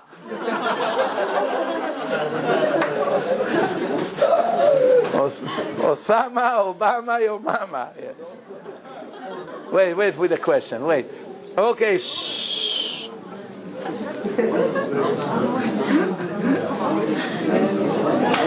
Okay, shh. About 5 years ago, shh. I see you losing your patience. We don't have that much more time. Anyway, 10 more minutes, shh, and we will finish. Let me get to the cherry on the cream. Okay. Just 5 years ago, there was one woman, a teller in the bank. A teller in the bank in Israel. It's called Bank Lemishar, a trading bank. Her name was Eti Alon. She stole so much money from the bank for her brother that was a gambler. He had an addiction for gambling. Millions they were stealing from the bank, and nobody found it. By the time they found out, it was too late. The bank collapsed and all the people lost their money. That's happened in Israel. It was over the news. Until now, they're sometimes speaking about it. There was just recently an article about her brother is in jail. She's in jail. The Torah spoke about it and gave us information even about something like this. First of all, fraud, me'ilah. Me'ilah means a big fraud. And the actual chapter here speaking about money. Look, Avraham is buying the cave in Hebron from Ephron for 400 shekel kesef. So, what words we have here? We have bank, lemishar, bank, lemishar, so that's the name of the bank. Fraud, forgery, remia, and let's see what other words we have here. Oh, that's it. Now,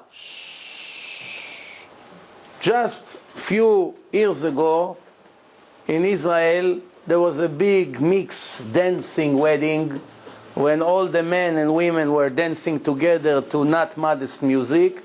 And guess what happened? The entire floor, the dancing floor, collapsed. You're laughing today. I remember that day that it happened. Everybody was in shock. The Palestinians were shooting in the air because it was better than any terrorism attack that they would have planned. I remember that day. The entire people that were dancing on the floor collapsed to the basement level. Many people died and some got saved. What's in the investigation? They found that the ceiling that they were using on the bottom floor, the ceiling which is the floor of the next floor, it's called falcal. It's very weak material, It wasn't approved 100%. They changed the rules in Israel because of that completely. But this is the name of the engineer that he got convicted. And about this tragedy is Dror Sheffer. And another person named Ron. Or Ron Sheffer, I'm not so sure with their names. But their names appear in equal skip right here. Falkal, it's the name of the material. Tikrat Falkal, Chalusha, weak. And this is give us information about this tragedy in equal skip with the name of the people are in charge. Actually, one of these people was the Khatan, that he had this wedding. In the wedding of this person, the name of the Khatan, the groom, it's in the Torah in equal skip, and the tragedy that happened. Here comes the best slice, in my opinion. Shh. Here. Shh. Migdalei Ateomim, the twin towers in equal skip of 71. 71 and 36. You can see Migdalei, it's in red here. Mem, Gimel, Daled, Lamed, Yud. Migdalei 71. Hateomim 36, in the same page. How did it fall? Matos, airplane, Mem, Tet, Vav, Samech, airplane 33, equal skip. How many times? Twice, Pa'amayim, twice. Naflu, they fell. Le'enehem, in front of their eyes. Lamut sham, all kinds of words that connect. Ipil, knock down. So matos, knock down an airplane. Knock down the twin towers twice. Matos, airplane 33. Ipil, knock down 39. The twin towers twice. What parasha was this? What parasha? What is it? Here, look at the text. Vatamot sham Miriam, vatikaver sham. Ken, you see that? Velo haya maim laeda. Ken, that's In Vayikra. No, it's in Bamidbar. It says here. Bamidbar. That's when Miriam died and the well of Miriam did not give water anymore. And that chapter, that's what happened. It's describing us the twin towers knocked down twice by an airplane. Wait. Who was the one who knocked it down? Bin Laden. You see? Bin Laden. You see Bin Laden? Shh. But it doesn't just say Bin Laden. It say Arur Bin Laden should be cursed. And the equal skip. Shh. Here. Who is in charge of that? Al-Qaeda. Aleph, Lamed, Qaeda. You see, Al-Qaeda. The terrorist. Al-Qaeda, Ha-Mechablim. Ha-Mechablim, equal of 6. Hey, 6. Mem, 6. Chet, 6. Bet, 6. Lamed, Vav, Mem. Ha-Mechablim. Terror. Where is the terror? Ha-terror. The terror. Equal skip of 20. Hey, Tet, Resh, Vav, Resh. What do you want more than this? Here. Shh. The angel came to Yaakov and had a fight with him all night until the sunrise. And he made Yaakov crippled. And then Yaakov told him, I'm not going to let you go. What's your name? He told him, why are you asking for my name?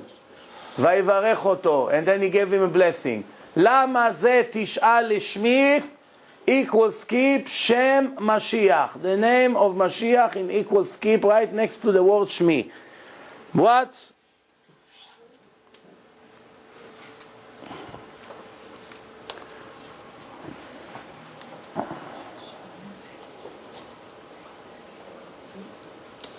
Shem Machala. We are talking now about a disease. Which disease? the name of the disease. Sakeret, diabetic. Samech, kaf, resh, taf. Samech, 1, 2, 3, 4, 5, 6. Sakeret, the name of the machala. What's the cure for sakeret? Where does sakeret attack? I'm sorry. Where does the sakeret attack? In the pancreas. How do you say pancreas in Hebrew? Lavlav. Lamed, 1, 2, 3, 4. 4, 4. Lavlav. So sakeret, diabetic. It attacks in the pancreas. It's the name of the disease, diabetics.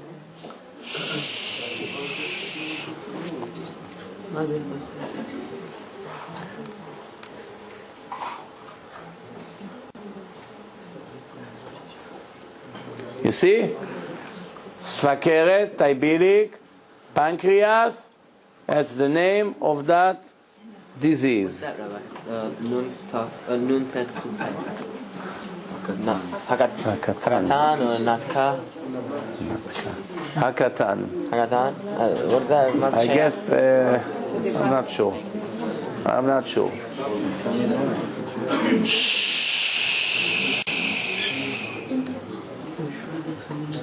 Okay, AIDS. AIDS.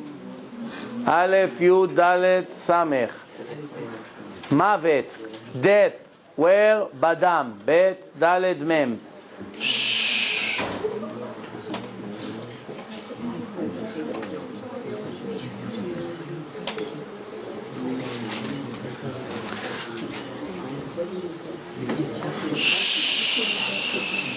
Which chapter? The angels coming to Lot.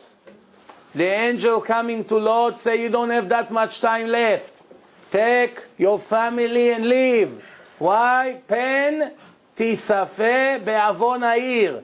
That you may die with them together.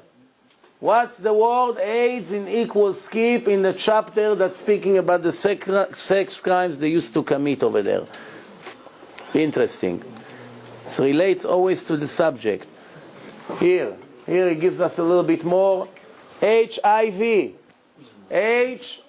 The HIV. What is it?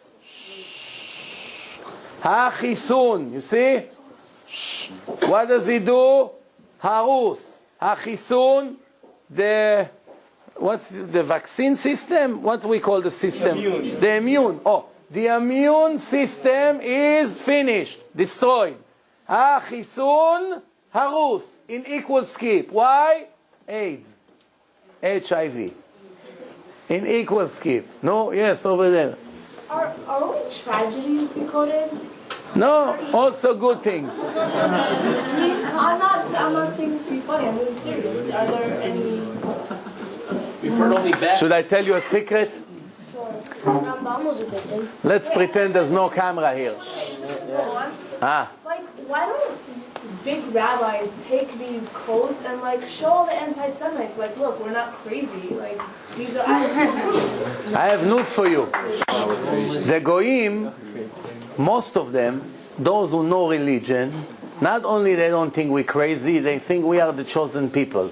Hundreds of times, non-Jews came to me in public places or in airports or in planes, and they say, whatever the argument is, bottom line, you are the chosen people. I once went to the auction, more than 10 years ago, with another guy to buy a car. So that guy, you know, he had a black hat, long beard. I was standing next to him and talked to him. There was one guy that works inside he's working for the auction, he's driving the cars in. An American guy, he was, I think, if I'm not mistaken, he was even wearing like a uniform of an army or something like this. So he looks at us, he said, you guys are Jewish, right? I said, what happened here now? He said, tell me. He looks at me, tell me, what is the whatever Palestinians want from you? Don't they know that God gave you the land? What, are they crazy? They don't know. Everybody knows God gave you the land. You are the chosen people. So after he was very angry, this guy, I remember he was driving a Lexus in. So I looked at the entire wheel. You know, they have like a square on the wheel in the middle, and there's the L. So I told him, you know, imagine this is the Middle East. this entire wheel. You see this little L here? This is already bigger than Israel. So they have the entire wheel, and you see what we have? And from that now they want 90%. They want to leave us at that. That's when he lost it. He started to, the rest you can imagine. Okay, I think it's enough, but I want to add one last thing here. You know, there is one slide. I took it off the lecture because some people take it too personal about the Holocaust. I don't see any survivors here, Baruch Hashem, so I can bring it verbally right now. There is a page that's speaking about the Holocaust. If you put the word Adolf Hitler, it finds it in the same chapter, in equal skip. Adolf Eichmann, same chapter. Rudolf Hess, same chapter. הפתרון הסופי, the final solution, in the same chapter. Zyklon Bet, Zyklon B, it's the gas they used to use in equal skip in the same chapter. HaShoah, the Holocaust. Many words that connects, I think if I remember correctly, more than 30 words that connects, relates to the Holocaust in the same chapter in equal skip. And which chapter? That's speaking about the Holocaust that may happen. Of course, there's many other codes that we can show from now until next year. The idea is clear. We got an idea that inside the Torah, the creator of the world gave us information in equal, mathematical, minimal, planned codes. It's not coincidence. Now, the best part, in my opinion, is that not only that it's impossible to plan a story that really took place with all the correct details and insight to make sure that every 50 letters you have this word, and every 70 letters you have this word, and every 20,000 letters you have this word. Without changing the actual story, it's impossible. I make a deal with you. Find me one person in the world. I give him all the technology he wants, all the computer he wants, all the assistance that he wants, whatever he wants to use, permitted, to write to me one chapter, like the size of the chapters of the Torah, and tell us what happened in Great Neck in the last 30 years since the first Persian Jew landed here with his rags and a Gondi.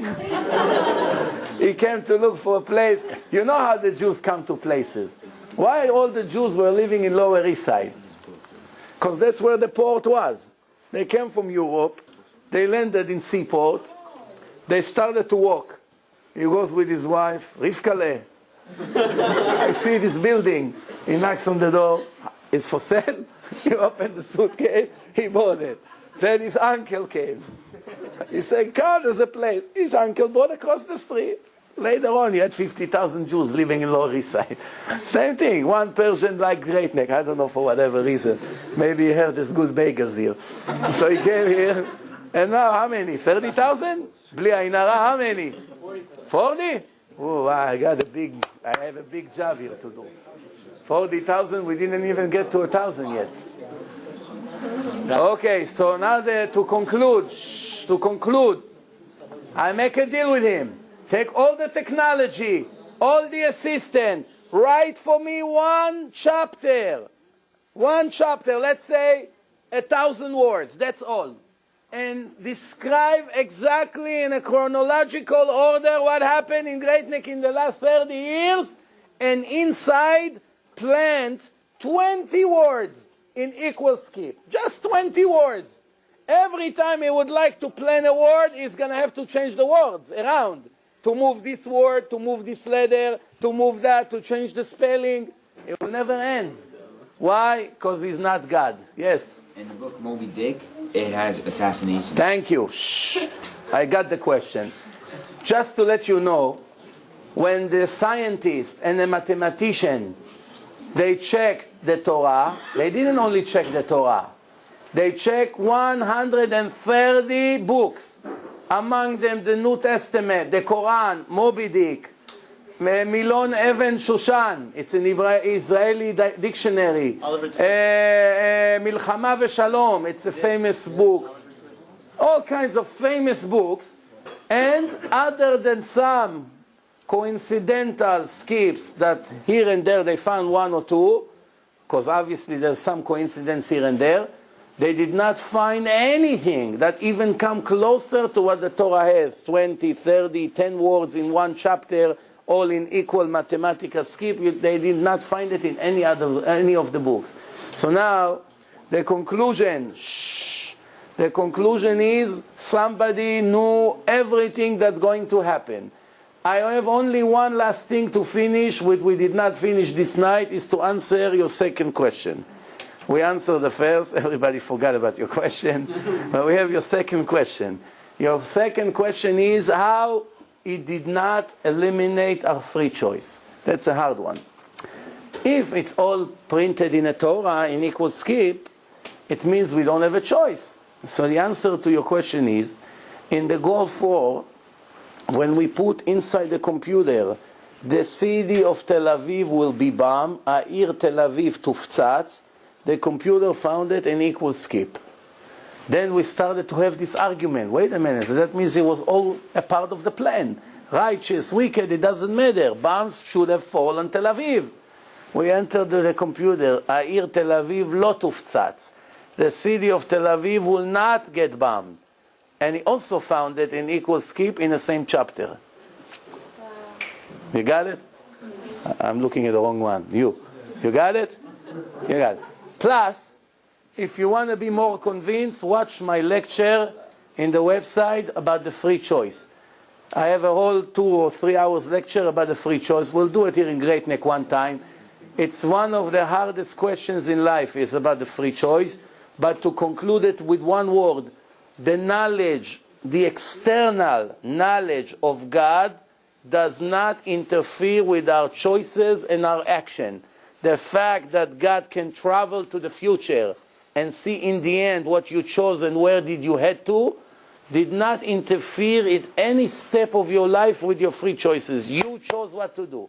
If I give you an envelope and I write inside everything you're going to do until tomorrow night and I put it in your pocket and I tell you, open it tomorrow night, and you chose what to eat, you chose what to wear tomorrow, what to do, how to do, and when you open tomorrow night the envelope, you saw somehow I'm a magician or prophet, and I was able to predict and to know exactly what you're going to do. Me knowing what you're doing does not interfere with what you chose and what you wanted to do. So that's hard for us to understand, but if that wouldn't be the case, why did God bother giving us a Torah with so many warnings? Why? If we were robots and He made us without free choice and He's moving us with remote control, why He's telling me in a Torah, be careful, do not be wicked, you have to observe the Sabbath, you have to dress modest, you have to eat kosher, I'm going to punish you, I'm going to reward you. What's all this? It doesn't make sense. If I move if I have a puppet and I move it with the remote control, left, right, and the puppet falls in the stairs, and I'm picking up the puppet, you fool! Why did you, don't you see the stairs here? Why did you fall down now? I gotta now go and fix you. You broke into pieces. Somebody will look at me. For sure, I won't be able to come to Great Neck one more time. That's for sure. But they'll send me to Abarbanel. You know where Abarbanel is? It's a mental place in Israel. Why? Because I'm a mental case. If I move the puppet with the remote to the stairs and the puppet fell on right down there, and I moved it, what do I want from him? I have to punish myself. If God moves us and pulls the strings and He chose for us what to do, why did He bother giving us a warning book? Why does He give punishment? What for? It's not in our hand. Not only you chose for me to kill someone, now you send me to jail for another 25 years? Doesn't make sense. God is a little bit more intelligent than us. You have to agree with me, right? Even a person wouldn't make such a law to punish somebody that he pushed down down the hill. You took a person to the 10th floor, you pushed him from the terrace, and now you're going to punish him. Doesn't make sense. Now remember, everything that it's in our hand, there is reward and punishment for that. Anything that it's not in our hand, we never got punished, and we will never will. For instance, nobody ever got punished if he has blonde hair. Nobody ever got punished if he has green eyes. There's no punishment in the Torah. You have green eyes, I'll take care of you. You never saw it. That's the answer. That's the answer to people who commit sex crimes and homosexuality, and they say, what do you want from me? I was born like this. It's not in my hand. Nonsense. If your creator wrote in a book that there's a very serious punishment for that, and it's one of the worst violations against God to do such a thing, that means it's in your hand. It could be more difficult for this individual than the other, but it's 100% in his will. And if he was working very hard, he would come out of it. Many other people in this life have psychological problems. It's a part of the test of life. And we have to deal with that and to overcome the situation. In 14 years that I dealt with so many people, I was able 3 times to take a person that was a complete gay, he doesn't want to even look at ladies, and take them out of it, and they establish wonderful Jewish homes. They keep Shabbat, Tefillin, they became perfectly normal. And they say there's no way in the world that I can even start. One of them called me after 10 months, and he called me, I never saw him face to face, it was all done through the phone. And he told me, I call you now to tell you the mission is completed, I'm getting married in a week, and I cannot wait for the moment I'm going to hug and kiss my wife. Wow. You understand? That's after 10 months of conversation through to the morning. Why? It's all in the mind. It's all in the mind. Yes? You have like these homosexuals who are like flaming gay. Like, yeah. There's different kinds. There's the kind that... Right. I agree. We are not talking at people that were normal and then one day they decided to do all kinds of things. We're talking about those who were born and raised like this, feminine, right? So I want to tell you something. Every person in life has a weakness. A man has a weakness to steal. His friend has a weakness to ladies. The other person has a weakness to lie all the time. The other one has a mental disease that he needs attention. We all have that, by the way. Some more, some less. But, yeah, people think that mental cases is only people that speak to themselves in a hospital. Hey, Mr. Jones, how are you doing? Hey, how are you doing over there? No. These people, by the way, they have dibukim. They're not mental. They have 2 souls in one body. But that's in life after life. You'll understand that. But there are, each one of us in this room is having mental problems. Some of us are overproud. Some of us are jealous. Some of us are stingy. Some of us don't have any faith. We live with no faith. We fear from everything. We worry. We cry over things. We're panicking. Each one of us has a mental problem. The Torah is the cure for all the mental problems. If you learn a lot of Torah, you know that to be stingy, it's like to bow down to Buddha. Same thing. Why? Someone who bow down to Buddha, that means he is my God. There's no God. He is my God. This gold that I just made yesterday, now is going to save me. Understand? So if I bow down to him, I really saying I don't believe in you. If I'm stingy, I'm also saying I don't believe in you. You told me in the Torah to be generous, and I don't believe that you'll give me money for being generous to the poor people. Since I don't believe in you, I want to keep the money for myself. That's a mental problem. You understand? It can be changed. Or anger. Chazal say someone who is an angry wolf is like equal to a Jew that bound down to idols. Oved avodah zarah. For years I didn't see. What's the connection?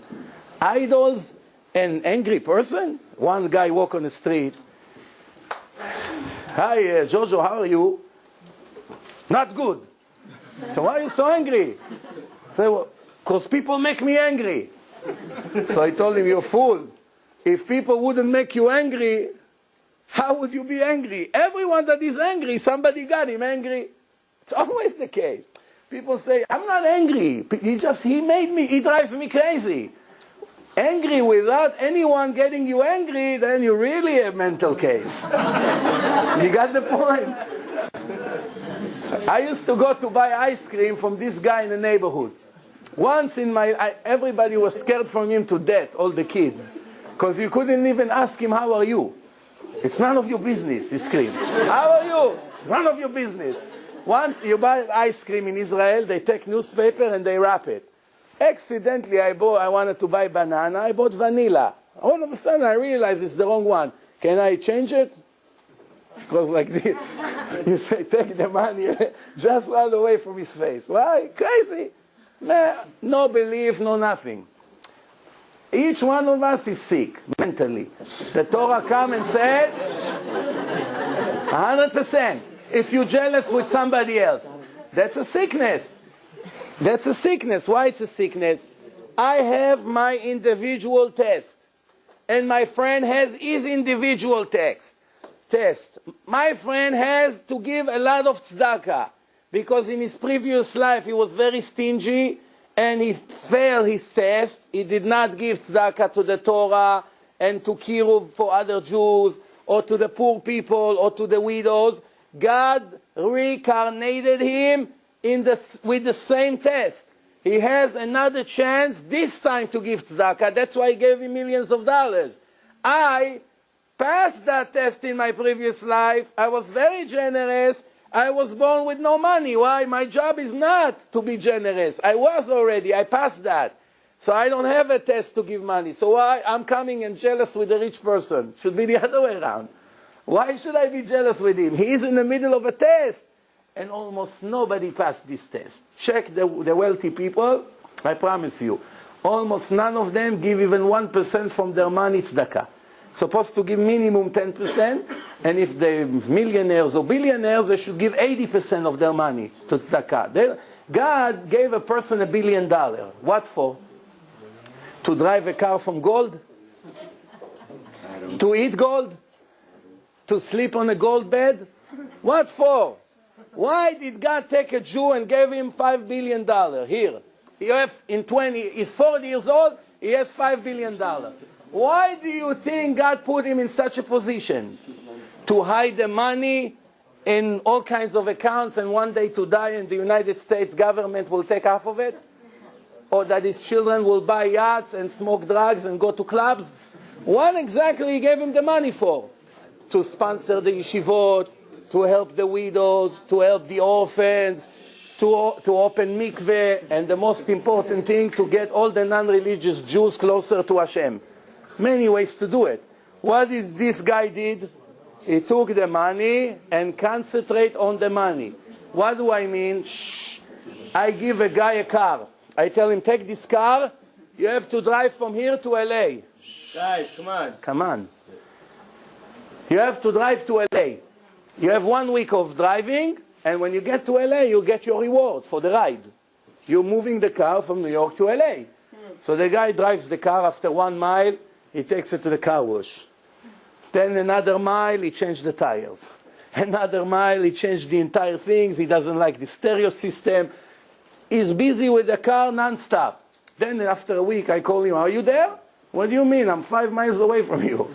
Why? Come on, what a car is this? I had to change it from A to Z. So I told him, you fool. That wasn't the purpose of the trip, to take care of the car. The purpose of the trip was for you to get there, not to take care of the car. God gives us things.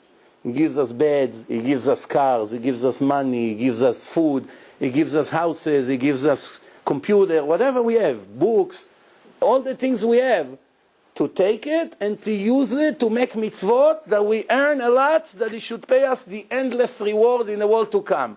What are we doing? Focusing on what He gives us to make it our own God in our life. We only focus on the tools that He gave us to earn the real reward. Instead of dealing with the reward, we are busy with the tools. You understand? It's like He gave me this computer. I'm supposed to do nice things in a computer, type things, send email, do things. I'm busy with a computer, cleaning it, moving it, putting it on a shelf, hanging it on the wall. That's us. That's us. Some people came to this world why God made food? We have to eat to live. So what did we do? We live to eat. You got it? He gave us food, we eat in order for us to live. No, it's not anymore. Today we live to eat. Which restaurant we going to go today, Dad? Which restaurant tomorrow? I once went to a dinner with a guy. 5 times he sent the waiter back into the kitchen because the steak was not exactly the way he wanted them. I was trying to hold myself. Then I couldn't. I said, tell me, you crazy? 5 times you send him for this lousy steak, and if it's a little bit more delicious, what's the purpose of life? To be a chimpanzee? But that's another lecture. Any questions? No? I have a question from before that I wasn't able to ask. With the Hassad Zvi, I don't understand why it had him twice in quotes. With who? With the Zvi guy, with the Hassad Zvi, the minister. Zevi. Zevi. Sometimes it appears few times in codes. Remember, we told the computer to find us only the minimal skip. So if it's appear in 39 and 39, it will find it twice. But if it was 39 and 40, it will not know about the 40. It will only bring up the 39s. Also, are you having any lectures on Shavuot? Lecture on Shavuot, it's in yeshiva or in school. Now we have urgent things to do here, you know? You understand or no? If you want, you call me, I'll give you a lecture on Shavuot. Yeah? Come to Muncie, learn with us all night. Yeah. The incident about the wedding and the hotel floor collapsing? Yeah. Don't remember. We have one more code which I also took it out of the lecture because it's offended a lot of people. Yitzhak Rabin and the murderer Igal Amir, it's in the same page in equal skip with the mutual letter, the Resh. The Resh of Rabin is the Resh of Amir. To show you there's connection between the guys. Thank you very much. Good night. I think the best one so far. Yeah? I love it. Yeah, very good. Every time it's better and better. Rabbi, I have a question though. I don't understand how the et has to do with oldest brother. You don't know this Gemara? Gemara says, תכבד את אביך ואת אמך לרבות אחיך הבכור. מה זה ואת, it's an extra word. You don't need that. But what does the word literally, the word et? Why the et? Et, every time you see in the Torah et, an extra et, that you can erase it and you still understand the sentence, it came to include something else. For instance. But why specifically et? Why not another word? I explain you. One time, there was a person, the rabbi, his name was Shimon Amsoni. He was giving a lecture in his yeshiva, and he told his student, each et in the Torah, what halacha we learn from it. Until he came to a sentence, et Hashem Elokecha tira. You have to fear your God. So his student asked him, hey Rabbi, your whole theory is collapsing right here. You have to be afraid only of God, nobody else. Who else it came to include? One day Rabbi Akiva came and he said to include the Talmidei Chachamim. Instead, you have to respect them just like yesterday. Yeah. All right. Do you remember the? No. All right. Do you remember the boy who was in college? Who's arguing to you about the date of the Earth? Yeah. What about him? But very smart, right? Yeah. What? So I saw him on Lag BaOmer night. Yeah. And he was very drunk. And I asked him, like, do you believe in God? And he stopped, like, in a very serious tone. He's like, of course I believe in God. He apologized to me after the lecture, you know. What? That lecture he already apologized to me. Yeah? Yeah, he came to me after the lecture. What did he say? in the back? Yeah, but wait 5 minutes before we start. 5 minutes. When is your next lecture? My next lecture in Plainview on Thursday, and then next week. Yeah. in the city. In Manhattan? Yeah. Yeah. You want to know when there's the new day? Yeah. Yeah, I'll give you my card.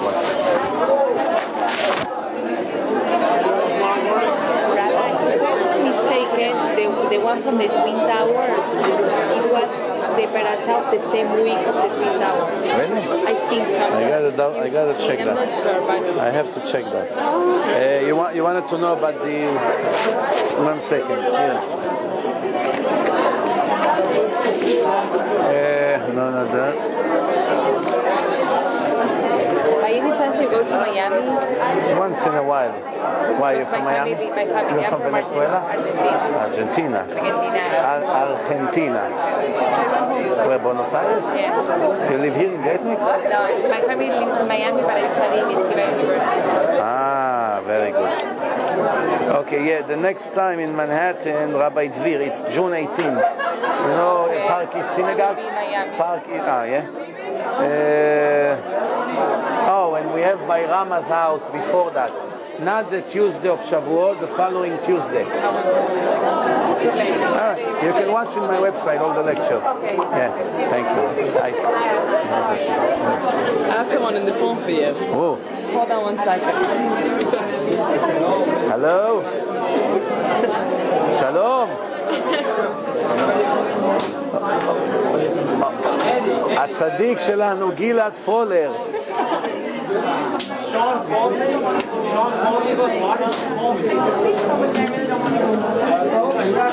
כמה, גלעד, שיגעת אותי, תן לנשום. גלעד, רק רגע.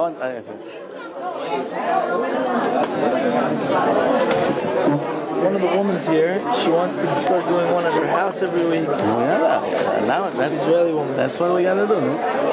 Just let me give it out. Give me like, yeah.